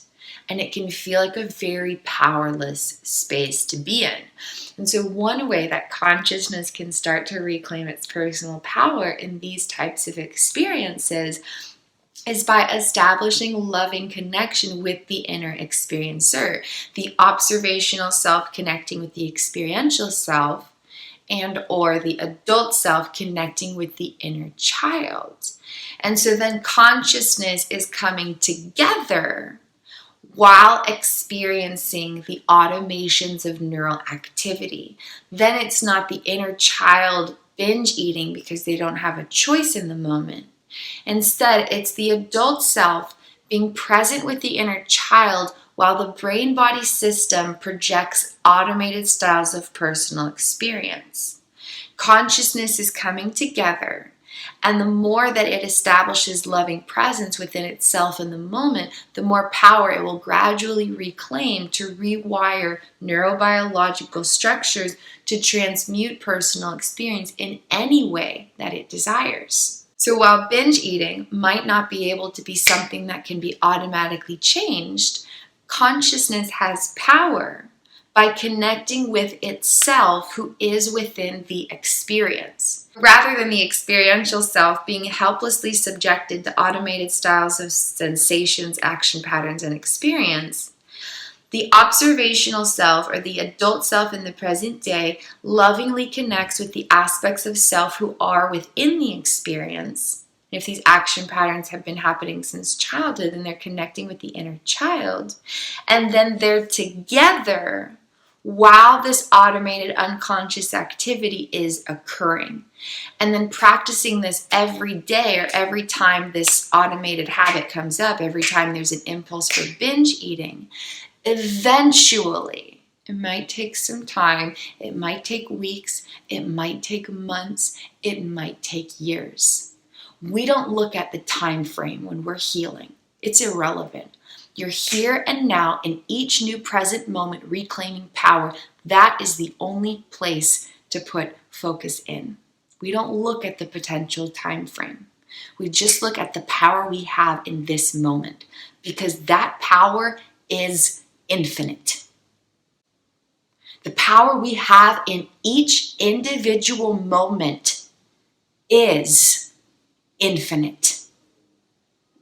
No matter how it feels, this is the truth that is strong enough to conquer any other illusion of a supposed truth. So there might not be an ability to just stop binge eating, or whatever habit or action pattern there might be, especially if it's coming all the way from childhood and it's been happening over and over for years, maybe decades. But in each moment, the power of our consciousness to influence internal affairs is infinite. So we don't have to look at the supposed illusion of time, because we are only ever in the power of this now moment, this moment, this moment. Now it's this moment. Now it's this moment. Do you see what's happening? When we're focused on now, we're transcending the conceptualization of time by being always present. That amplifies our power. By being fully submersed in the power of each new present moment, we are transcending the conceptualizations of time to embody infinite power and deconstruct illusions. And then healing happens in a deeper way than ever before. And what might have taken 20 years to heal could then happen in 3 years. But to get to the space where we're healing rapidly, we have to let go of the conceptualization of time. It's almost paradoxical. When we look at time, we lose our power. But when we look away from time, we have more power, but then time is on our side. Okay? So in this process, as the adult self connects with the inner child, or the observational self connects with the experiential self, consciousness rallies so that even if a different choice cannot be made in the immediacy of the moment, power is being reclaimed. And then continually practicing that, eventually consciousness will have so much power that it can choose something else. And then when you go to binge eat, maybe you eat slower. Maybe you can't totally stop yourself from eating altogether, but maybe you can be more present while you're eating. Being fully present with each moment as you binge eat is a step towards healing, because every second of loving presence is helping to rewire the underlying neural structures, provoking those automated styles of experience. Binge eating is something that comes from unconscious implicit procedural memory sculpted during past moments of unfulfilled attachment needs. But if we can start to be present while we're binge eating, that is a first step to healing the binge eating. You don't heal binge eating by just stopping the binge eating. You heal it by helping to heal the neural wiring, creating action patterns that you do not find to be aligned with your healthiest, highest, happiest version of yourself. And so if you can be completely present with each moment as you binge eat, that is a step towards healing. The action is a catalyst for healing if consciousness comes together during the experience. The automated action pattern can be a catalyst for healing if consciousness comes together during the experience. So a lot of times when there's something like binge eating, it's some aspects of ourselves experiencing this one region of neural data that's holding these stress responses and action patterns because of past moments of unfulfilled attachment needs. But all of that is happening beyond awareness that we don't directly know about. So all we see is the binge eating. But that is only ever a clue about what's actually happening beneath the surface. And so when consciousness comes together with loving presence within itself in the moment, then no matter what the action pattern is, there's more power of consciousness to interject itself and transmute neural wiring to ignite personal power reclamation in any type of personal experience. So when the adult self can notice action patterns stemming from early neurodevelopment and interject loving presence with the inner child, then action patterns can actually be a catalyst for healing. If you're approaching sugary foods and you know that that action pattern comes from your inner child, because during childhood you liked to eat sugary foods a lot and it was something that you were always eating, then the adult self can come in and eat that sugary food as an intention, or with an intention of connecting with the inner child. Even though the action pattern isn't changing, it's a catalyst for inner healing and connection. And then the more that the adult self connects with the inner child, the more that consciousness can rally to transmute procedural memory data so that it holds new action patterns that the consciousness can choose. The third way that implicit memory wiring affects our inner child is by impacting brain-body regulation. Our inner child's body, so the physical body we live in, while it was growing and developing during original stages of neurodevelopment, learned how to regulate itself through experiences.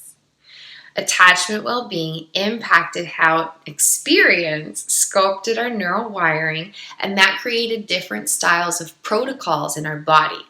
So we're up here today and our brain waves are regulating. Right here, right now, my brain waves are in a certain state of regulation and your brain waves are in a certain state of regulation. How is that happening? We're not up here like, okay, I'm going to push the theta waves now. Okay, I'm going to click over here and I'm going to go to delta now.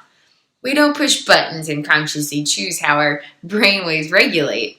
We do actually have the ability to consciously regulate our brainwaves when we teach ourselves to, but automatically our unconscious body-mind chooses the brainwaves based on protocols. The storage of this system is not at all this explicit. But for sake of conversation, you can kind of imagine your brain-body system as having this big hall of shelves, okay? And there's all kinds of information. And then you've got this like little housekeeper dude, and he's like going through and he's like, okay, well, I'm gonna hear and I'm gonna help the brainwaves know how to regulate. Let me see what we have on that. And he goes through the little file cabinets and he's like, okay, we've got a card here and it says brainwave regulation. Based on attachment need fulfillment, we have effective brainwave regulation. And then it goes through and it has this nice regulated state of brainwaves so you can easily be calm and present and focused and have your attention be tuned into something intentionally, okay?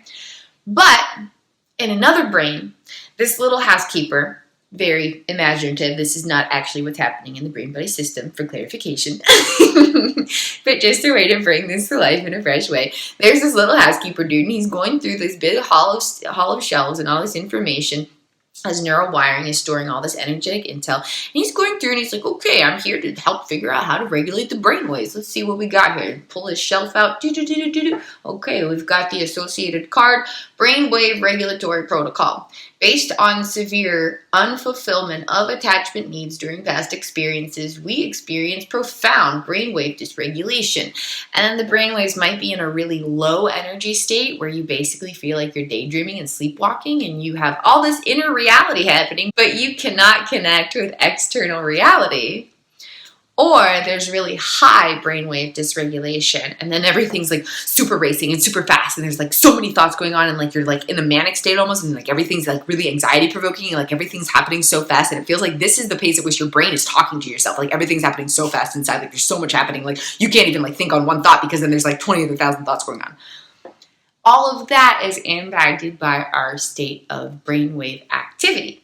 But how our brainwaves know how to automatically self-regulate depends on the protocols stored in implicit neural wiring.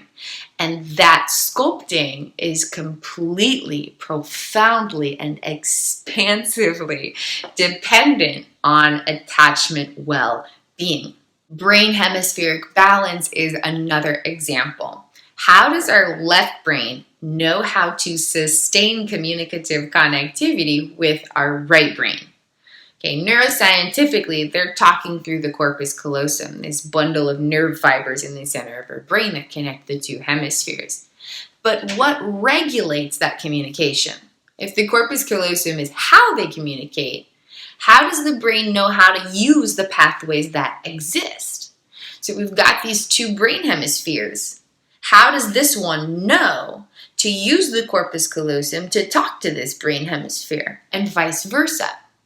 The protocols of that regulation and internal balance directly stem from the protocols stored in implicit wiring based on attachment well-being.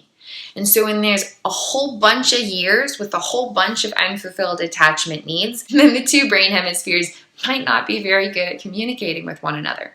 Even if the corpus callosum has effectively developed and there is a bridgeway between the brain hemispheres, the two brain hemispheres might not know how to use that bridge because there's not effective regulatory protocols to guide the brain hemispheres to automatically do that.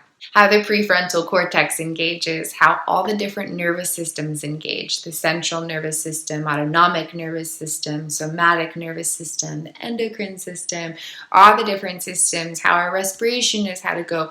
All the different features of our brain-body experience unconsciously depends on the well-being of these regulatory protocols.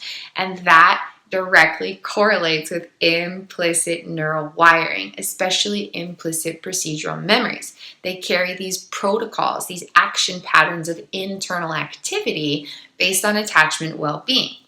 So, our inner child experiences the regulatory protocols from early childhood.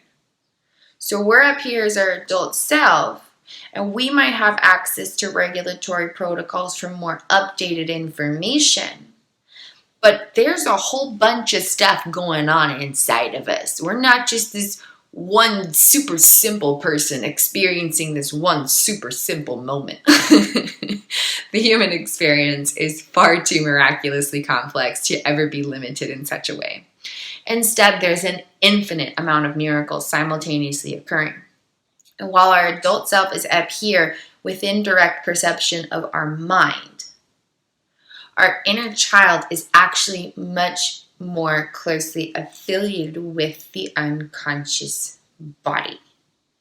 And they, the aspects of our consciousness comprising our inner child, are experiencing life in relation to regulatory protocols from early childhood.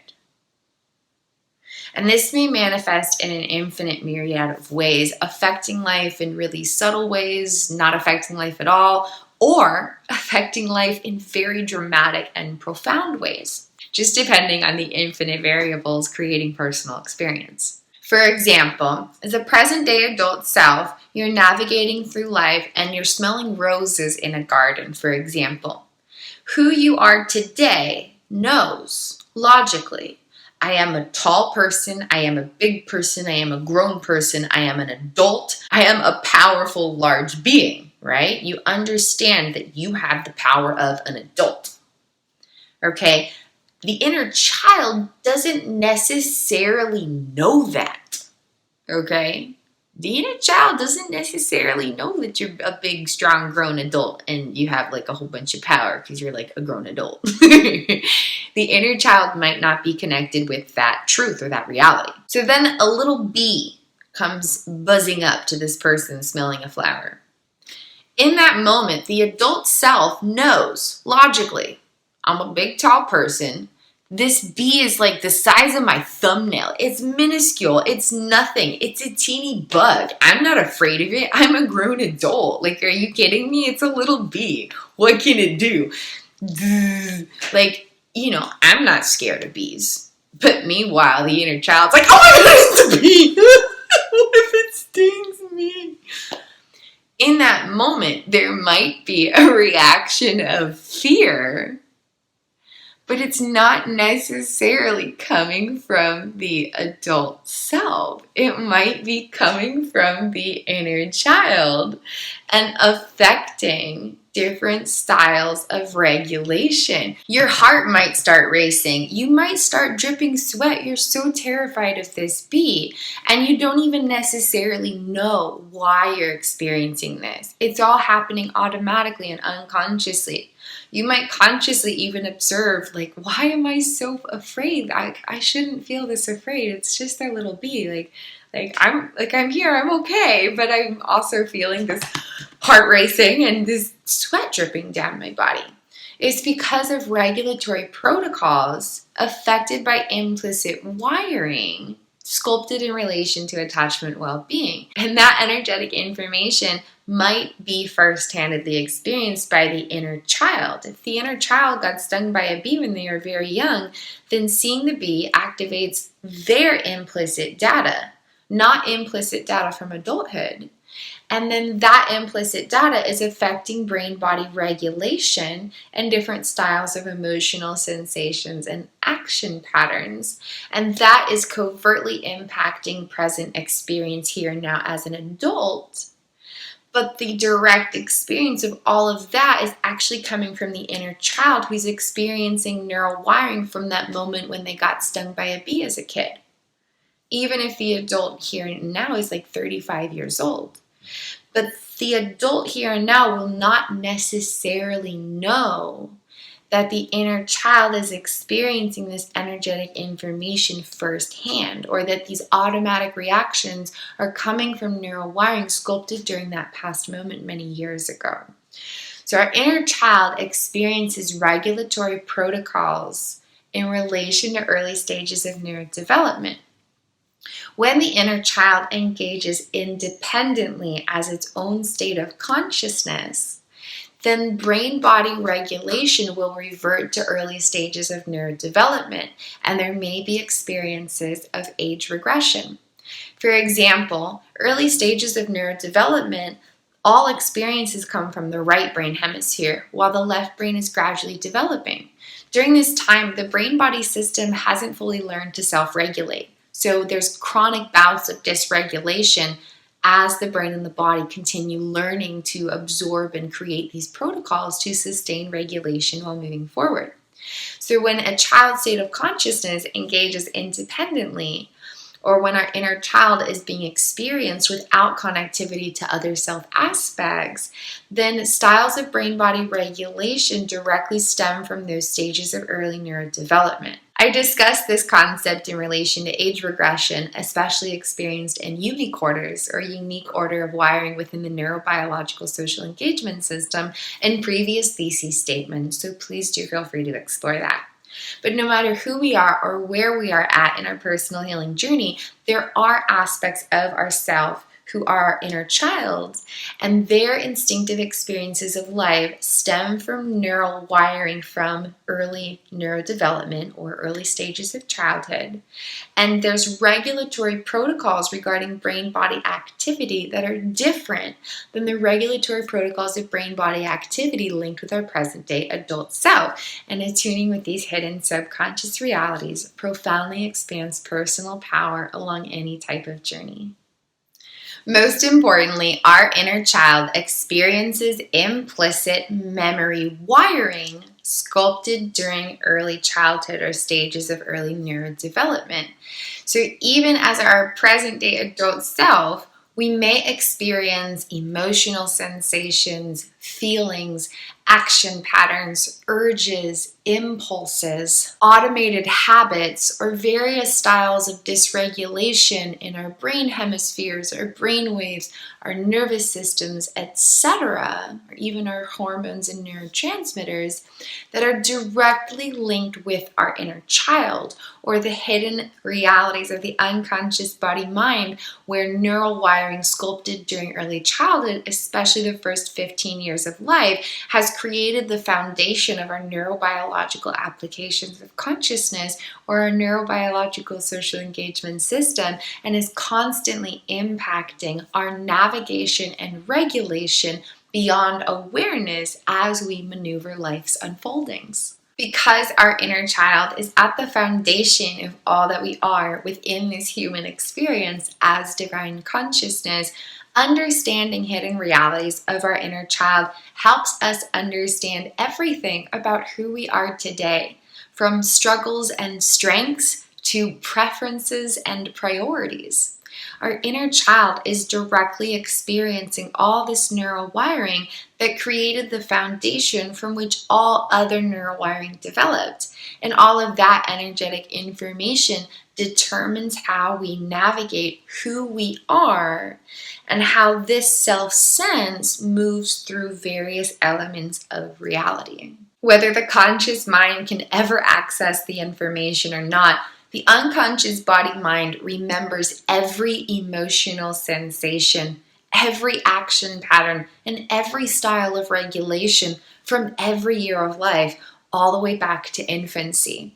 And somehow, in some way, that energetic information is impacting our unfolding realities, directly or indirectly. Exploring and exposing these hidden inner truths helps bring light regarding our inner child, so our present-day adult self has more power within personal experience.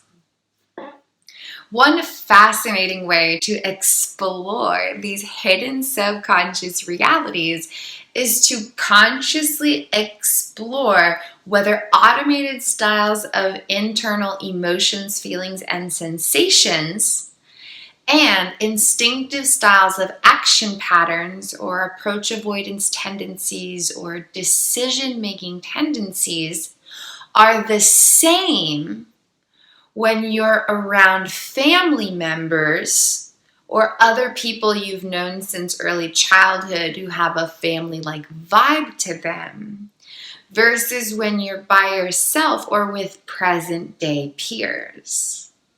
So stimulus activates neural data that helps navigate through unfolding moments unconsciously. So when we're around family members, it might be parents or siblings or an old caregiver or a grandparent or an aunt or an uncle or a cousin, or that one adult who's not related by blood, but you've known them forever and they're just, they're kind of like a family person in some capacity, or a neighbor that you've known your whole life, or whatever it might be, someone that your inner child would unconsciously recognize, basically. That vibrational signal is going to activate associated neural data.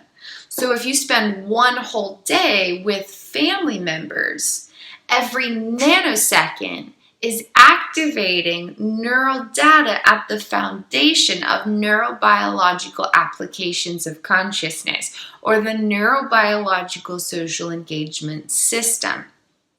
Depending on specifics of connectivity, as the adult self connects with the inner child, or more updated neural data connects with neural data from the original foundations during neurodevelopment, there's the potential for the inner child to be more prominently within experience than usual, and or the inner child to be more prominent than the present day adult self.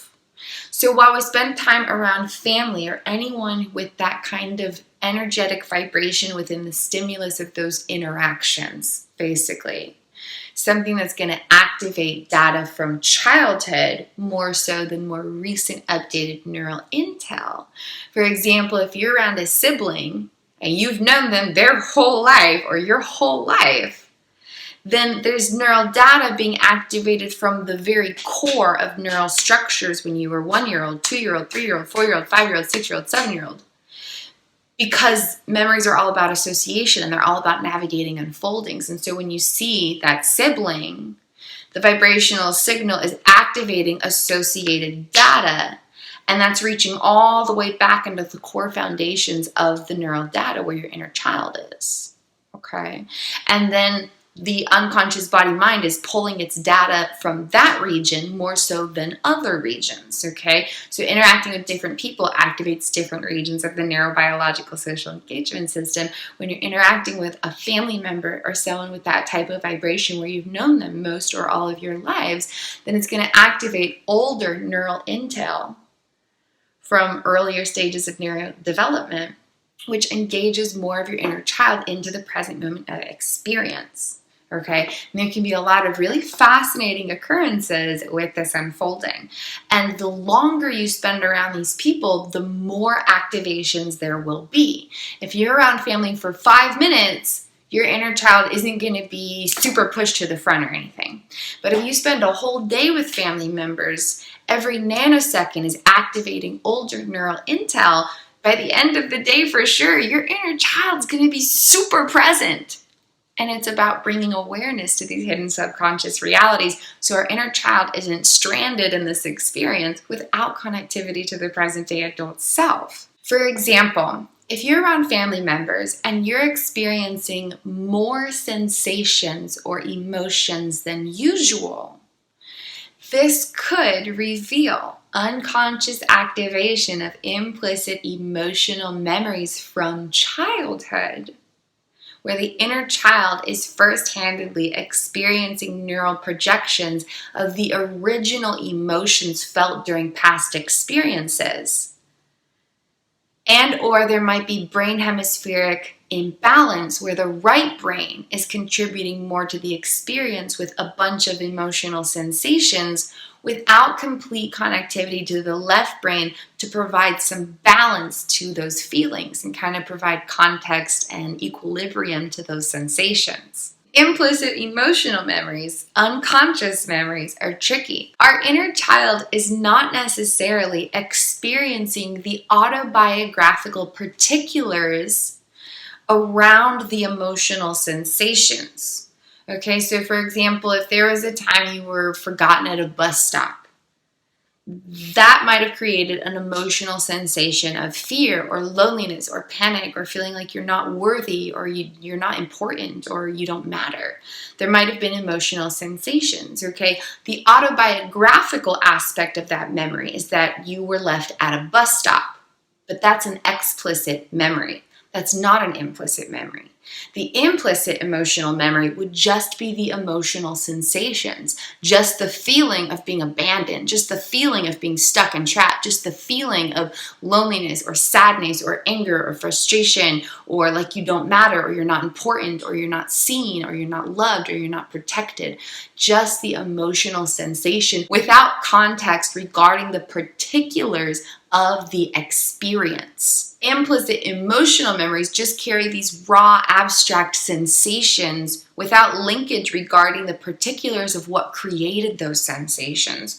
So when implicit emotional memories from early childhood are unconsciously activated, the inner child is experiencing abstract emotional projections, just a feeling of sadness, but they don't know why they're sad.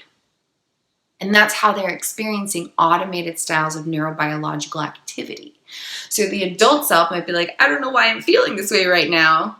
The inner child is first-handedly experiencing those specifics beyond awareness, and they don't know either necessarily. They might not have full connectivity with all the data to provide context regarding where and why these feelings are stemming from. While implicit emotional memories might project emotional sensations from past experiences that never got fully processed, there's also the possibility of activating unconscious regulatory protocols from early childhood, causing decreased left brain activity and or increased right brain activity. So there might be all of these different sensations without full connectivity to the facts regarding those feelings or the linear particulars regarding where those feelings are coming from and why. And so it could be one or both of these. There might be activation of implicit emotional memories from past experiences, especially those lacking attachment need fulfillment, and or there might be brain hemispheric imbalance as unconscious regulatory protocols from earlier stages of neurodevelopment are covertly activated during these experiences where the inner child is kind of pushed to the front covertly due to the stimulus of family members or people of that nature. This is a powerful practice to connect worlds and bring awareness to our inner child by observing our internal experiences, especially related with emotional sensations and action patterns, or the way we go about making decisions. Like, do you walk in the room and you join everyone and you talk with everybody, or do you avoid things and kind of find your own quiet space? What do you approach? What do you avoid? What is there a survival-based reaction to? And what emotional sensations are occurring in these processes? Bringing awareness to these automated inner realities and comparing and contrasting how they differ when we're around family members or people we've known most of our lives versus when we're by ourselves or with present-day peers can help bring awareness regarding hidden realities of the inner child. When we're around family members or people we've known a long time, it's more likely to activate the neural data where our inner child is covertly experiencing inner realities. As our inner child is pushed to the front during these experiences, the adult self has more of an opportunity to observe how they're doing and what's kind of going on in their world that the adult self might not otherwise be privy to. It's always helpful to keep in mind that the unconscious body-mind never forgets anything. For example, if you're around siblings and they used to lock you out of the house when you were a child and it was just a fun game to them, but as a child, it made you feel a lot of really unpleasant emotional sensations. Then here you are as an adult, maybe decades later, hanging out with your siblings. Being around them is going to activate all the neural data that they're connected with, meaning that the inner child, or at least some aspects of the inner child, will automatically be experiencing emotional sensations projected from the neural data sculpted during those past experiences where the siblings locked the child out of the house. So here you are decades later, you're a grown adult, it's been so many years since that happened. It wasn't a big deal. You were still safe and loved and everything. It was just a few moments of experience here and there where your siblings were just playing a joke, basically. But during those experiences, it didn't feel like a joke. It felt very unpleasant to feel like you weren't welcome in your own house and to feel like your siblings didn't care about how you were doing, etc. There were emotional sensations sculpted during those experiences. They're stored in the implicit emotional memory data of the unconscious body-mind. That data is activated while you're spending time with your siblings. Then while the adult self is up here in a brand new moment of experience, there are still aspects of the inner child feeling the emotional feelings from when they were locked out of the house all those decades ago. And this can come up in a variety of experiences. No matter what it was, the unconscious body-mind never forgets. Any and all emotional sensations that were never processed during stages of early neurodevelopment, especially the first 15 years of life, are going to still be stored in our miraculous unconscious body-mind, first-handedly experienced by our inner child, especially when there's activation of associated stimulus. Like spending time with siblings will activate all the data from interacting with them throughout your entire life, all the way back to those first few years of your own life experience. The unconscious body-mind never forgets, and the inner child is experiencing neural projections that the conscious mind has no idea about. Another profoundly miraculous aspect of our inner child is that they primarily experience the right brain hemisphere and the hindbrain, while our present-day adult self more so has direct connectivity with our left brain hemisphere and our forebrain. These hidden realities are often unapparent, not directly perceivable. I was blessed with the miraculous opportunity to first-handedly explore this while living with adaptable consciousness condition. My beloved inner child manifested through independent states of consciousness, ranging everywhere from infancy to adolescence. When states of consciousness housing my beloved inner child engaged independently of my adult self, especially the younger states of consciousness, my right brain and hindbrain dominantly contributed to my personal experiences, while my left brain and my forebrain became inaccessible, which means that I lost access to my short-term working memory and my language centers, among other particulars.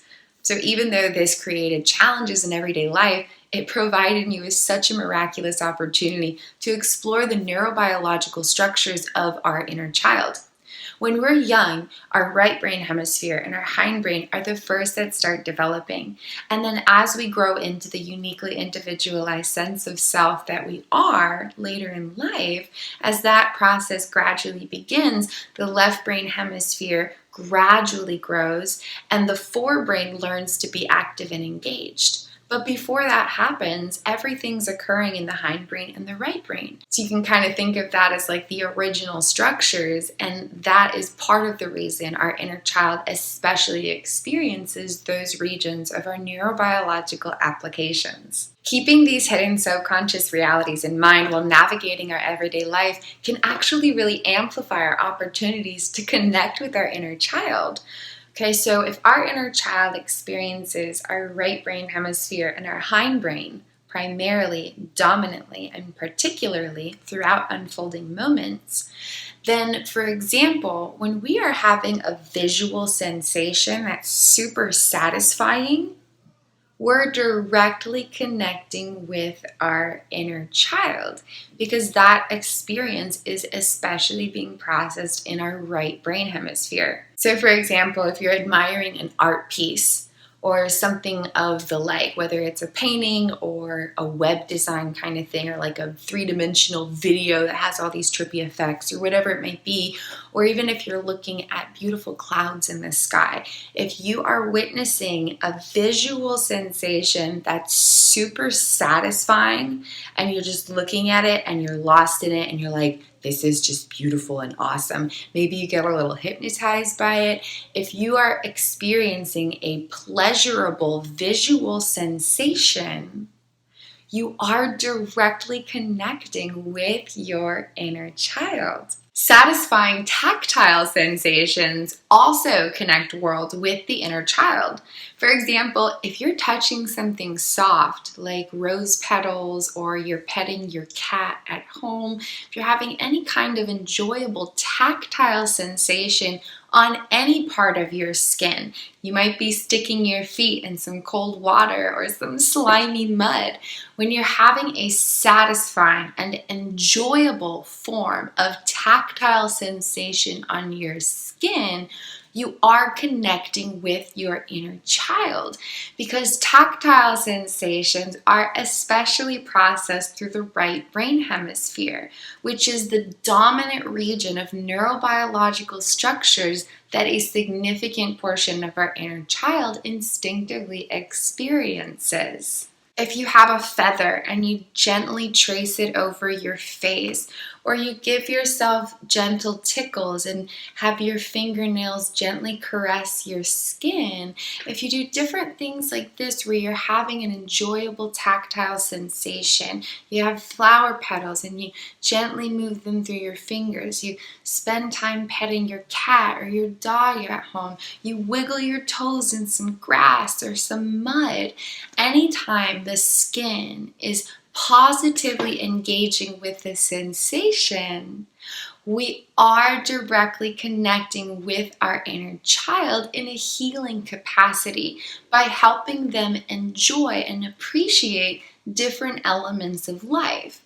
And this holds infinite power because we can connect with our inner child abstractly, regardless of how much connection we have with them directly. For example, if there was severe childhood trauma, then the present day adult self might have a hard time connecting with the inner child. There's so much pain in those regions of neural structures that even just looking there can evoke a lot of terrifying or painful inner sensations, and it's hard to create healing when there's so much stuff coming up. In those moments, we can connect with our inner child abstractly, without going into specifics of experience. You don't have to look back at details of childhood to connect with the inner child in the present day, which expands healing potentials along any type of healing journey through life. There might not be contact with the present day adult self to the inner child. You might not even know where your inner child is right now. Or there might be some painful blockades or even amnesic barriers between the you are today and aspects of your inner child. This type of healing practice, as we connect with elements of the right brain and or hindbrain, allows us to abstractly connect with our inner child in present moment experiences without having to go back to the past and look at inner child specifics, if that is not a route that will ignite present moment healing. So when we connect with enjoyable tactile sensations or visual sensations or both, and we're especially focused on the feeling of the present moment experience. For example, you're looking at a flower and you're having it be really close to your eyes and you're really focused on all the details of it and you're just amazed by the intricate wonders of this flower, and you're touching the flower petals and you're just in the moment of this feeling of experience.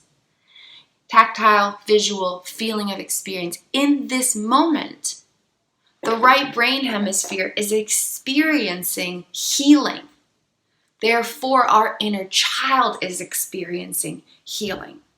So it's an indirect way to directly connect with our inner child and create healing moments in everyday life that can provide empowerment for those aspects of our self-essence, whether we have direct access to them or not. Another distinct characteristic of our right brain hemisphere is that it's really focused on the feeling of experience.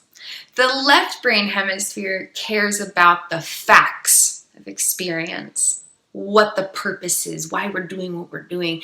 But the right brain hemisphere really just cares about how it feels. When we create space to connect with positive sensations within the feeling of our present moment experience, we are connecting worlds with our inner child and creating healing moments for them. For example, while eating, if we take every bite like it's the first and the last bite we'll ever have, we are fully absorbed in the power of the now and focused on the feeling of each moment of experience.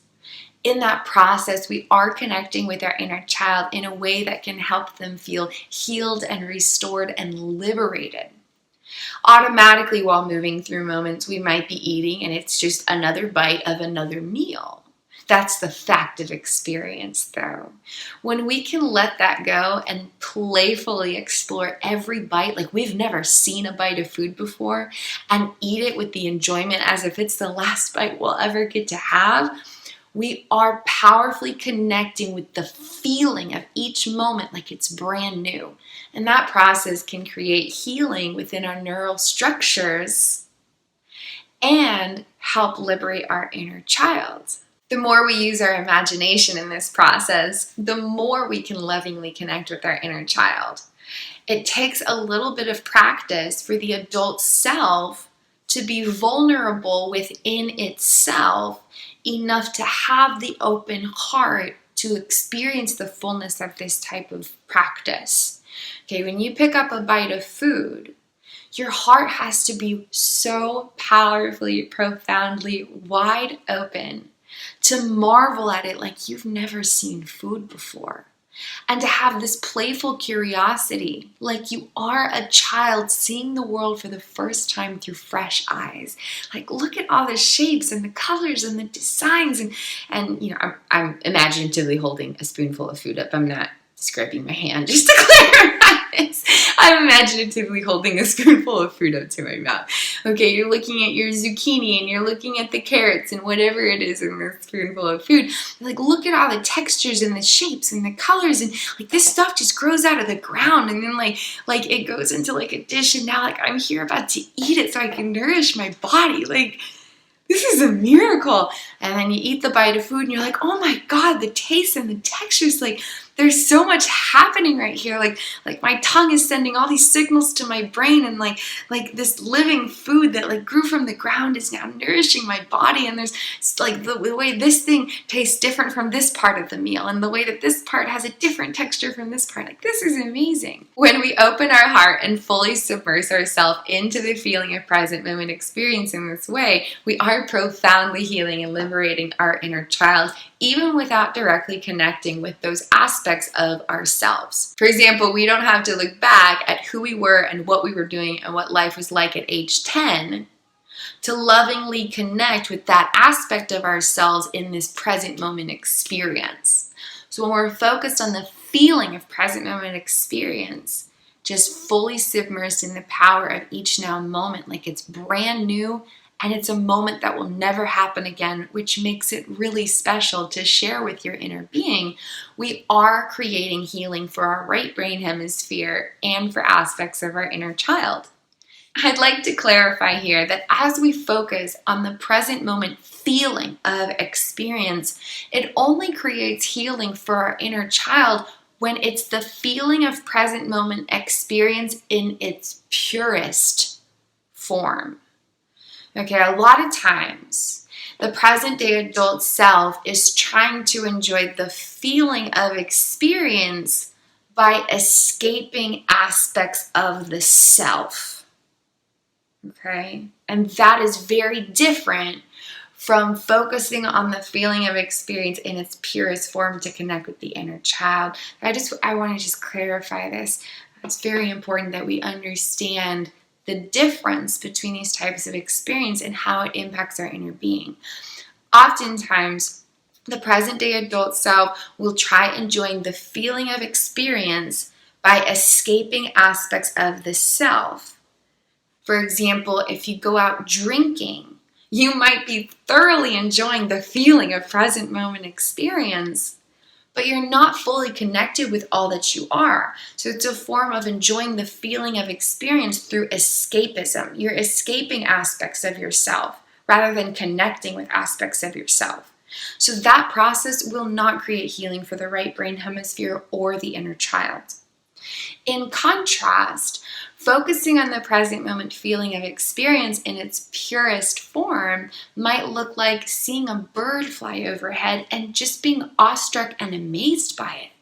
You see a bird and you're just like, there's a creature with wings flying in the atmosphere above me. Like, what? That's amazing. So our inner child focuses on the feeling of experience in its purest form. The clouds in the sky, the little bugs in the grass, a bird flying overhead. That is a very different focus on the feeling of experience than an experience where you're focusing on the feeling but with a sense of escapism. Okay, just wanted to clarify that our inner child likes to be fully present in the moment in the purest form, without conditions, without limitation, without restriction, and with total connection of loving presence with the self and with the moment. Whether we are consciously connected with our inner child or not, they are always focusing on the feelings of experience in each moment.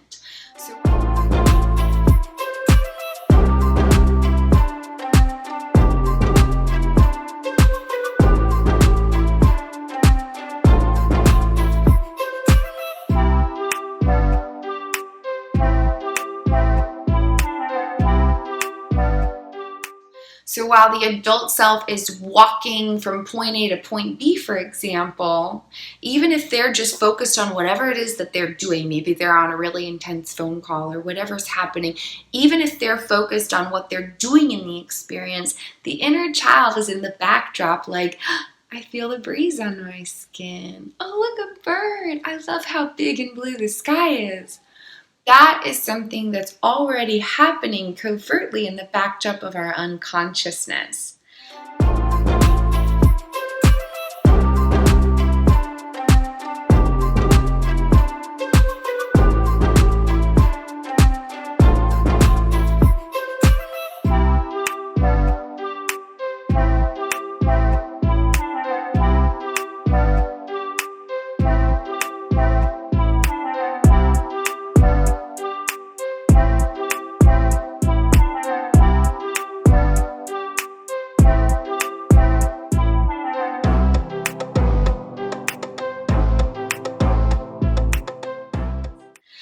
When the conscious self takes time to connect with it, there's healing, connection, and liberation as the adult self bridges worlds with the inner child.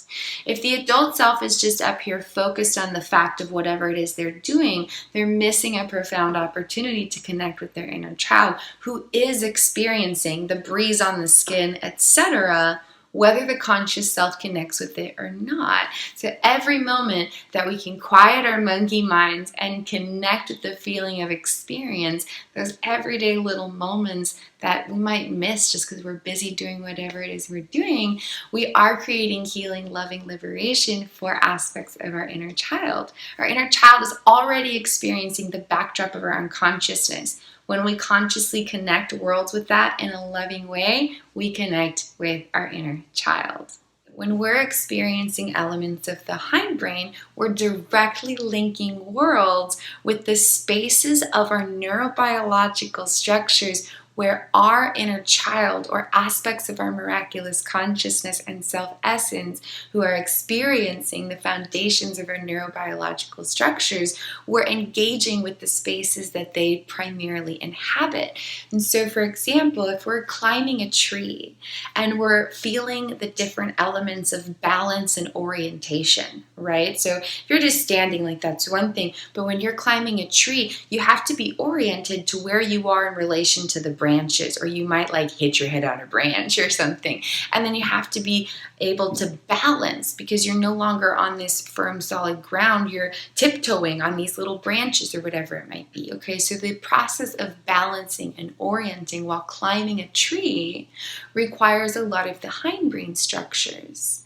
And so when we're climbing a tree body and having that process of being present with our body while we're balancing and self-orienting, we are directly connecting with our inner child because we're linking worlds with their neurobiological structures. Through my case study ventures, I discovered that our inner child primarily or especially experiences activity in our right brain hemisphere and our hindbrain. And just keeping this in mind while navigating life can amplify personal power, so our present day self has more opportunities to link worlds with aspects of our inner child.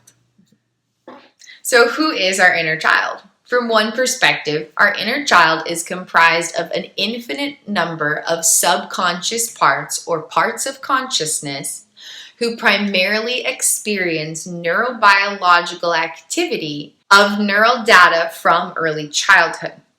Parts of consciousness beyond our direct perception and immediate awareness are immediately within the neural information from infancy. Parts of our consciousness are immediately experiencing energetic intel from toddlerhood. Parts of our consciousness are experiencing neural data projected from stages of early neurodevelopment like elementary school. All these different parts of consciousness experiencing neurobiological activity or neural projections from early stages of neurodevelopment comprise our inner child. Keeping these hidden subconscious realities in mind while navigating our everyday healing journeys of life profoundly expands healing potentials as we connect much more deeply with the consciousness that carries us and create moments of healing, restoration, transformation, and liberation. This can also actually really help us understand ourselves. And then the more we understand ourselves, the more that we can understand each other. For example, our unconscious body minds remember tactile and visual stimulus and various forms of somatic sensations, even from being just a few months old. If there was a certain style of fabric used for clothing and blankets during infancy and toddlerhood, for example, then that individual might prefer clothes and blankets with that same type of fabric. Even without consciously realizing it, they prefer that type of fabric because it helps them feel connected with their inner child. By engaging that form of stimulus, by feeling that type of fabric when you're wrapped in the blanket or wearing those clothings, you're activating associated neural data because memory is all about abstract associations. And then you're igniting data from early neurodevelopment with the formation of attachment development began. And that neural data is interpreting reality. So then the adult self feels close with the inner child through application of a certain style of somatic sensation or a certain type of fabric in clothes and blankets. Whether we realize it or not, our inner child is constantly affecting how we understand who we are and how that sense of identity is interpreting reality. And the more that we can explore these subconscious realities, the more that we can understand our own inner beings so that we can be there for ourselves and have compassionate space for ourselves and know how to best be there for parts of ourselves. And then the more connected we are within our own beings, the more connected we can feel with other people. The more internal connection we have, the more effectively we can connect externally. My 25th thesis statement is that at the core of every human being exists neural wiring stemming from early stages of neurodevelopment, where the unconscious body remembers everything about what it was like to be an infant. Everything about what it was like to be a toddler, from bodily postures and facial features, orientation in time and space, automated sensations of internal self-sense or how the identity interacts within itself and with outer realities, such as the instinctive way that you use your imagination. Everything that happened to contribute to personal experience during the first few formative years of life, All that data is at the core of our neurobiological applications of consciousness. Because all that data still exists inside of us, it is impacting our experiences in one way or another. Parts of our consciousness experiencing that neural intel comprise our inner child. Every human being has an inner child. Exploring further, every human being has an aspect of their inner child from every year of early stages of neurodevelopment, especially the first 15, 16 years of life. So everyone has an inner infant. Everyone has an inner toddler. Everyone has an inner child from every year of life as the brain and the body gathered new experiential elements to sculpt the particulars of these miraculous neurobiological structures. And it goes all the way through teenagehood or adolescence. So we all have an inner teenager. Everyone has an inner child, but more importantly, we all have an inner infant, an inner toddler, all the way through to inner teenager. And every aspect of our inner child contributes something different to the foundation of who we are in this human experience. Our inner infant and toddler will contribute different elements to our neurobiological structures and aspects of self-essence than our inner teenager. But all aspects of us, especially our inner child, who's at the foundation of our neurobiological applications of consciousness, every aspect of us is so important and worthy of loving presence and compassionate embrace. And when we can step into loving presence and recognize each aspect of our inner child, we start to experience a greater liberation into all that we truly are than we ever imagined possible. Everything happening here and now, where we're at in life, whether that's age 18, 28, 48, or 68, or anywhere in between or beyond. All of the particulars of what we're going through now can be traced back to elements of our neurobiological structures where our inner child is flowing through. Because at the core of all of what we're going through as an adult is our inner child with attachment needs. It can always be traced back there. And it's so miraculous to explore these aspects of ourselves because we do have these parts of our consciousness who are still experiencing all of these different elements of early stages of neurodevelopment. But because it's beyond awareness and it frequently does not engage independently of other regions, we don't know about that directly or specifically. But as we discover deeper truths about occurrences within our unconscious body minds, we open up so many more miraculous doors for expanding into the fullness of all we are. Because that's really what we're all looking for. We're all looking to have a deeper connection with us. We often think that we're looking for a relationship, we're looking for a job, we're looking for this. We often think that we're looking for XYZ externally, but that is always only a reflection of the gaps inside of us where parts of us are not fully connected with each other. When consciousness is united from within, when the inner child is liberated by connecting with all aspects of itself, the inner child, and all aspects of consciousness flowing through neural structures sculpted beyond early stages of neurodevelopment, that craving and that yearning that we're seeking externally starts to dissolve because of the wholeness within us. And then we have more power to create the external life that we've always wanted for real.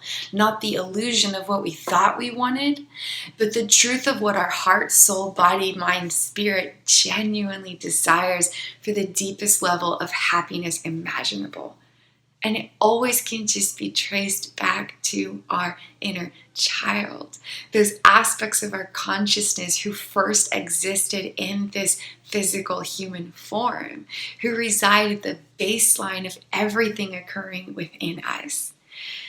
Liberating our inner child liberates all of us. Understanding our inner child helps us understand all of us. Healing our inner child helps us heal all of us. Exploring our inner child helps us explore all that we truly are. And from that space of internal expansion, anything and everything becomes possible. At the foundation of our neurobiological applications of consciousness, or our neurobiological social engagement system that determines how our divine consciousness flows through our miraculous brain-body system, exists our inner child.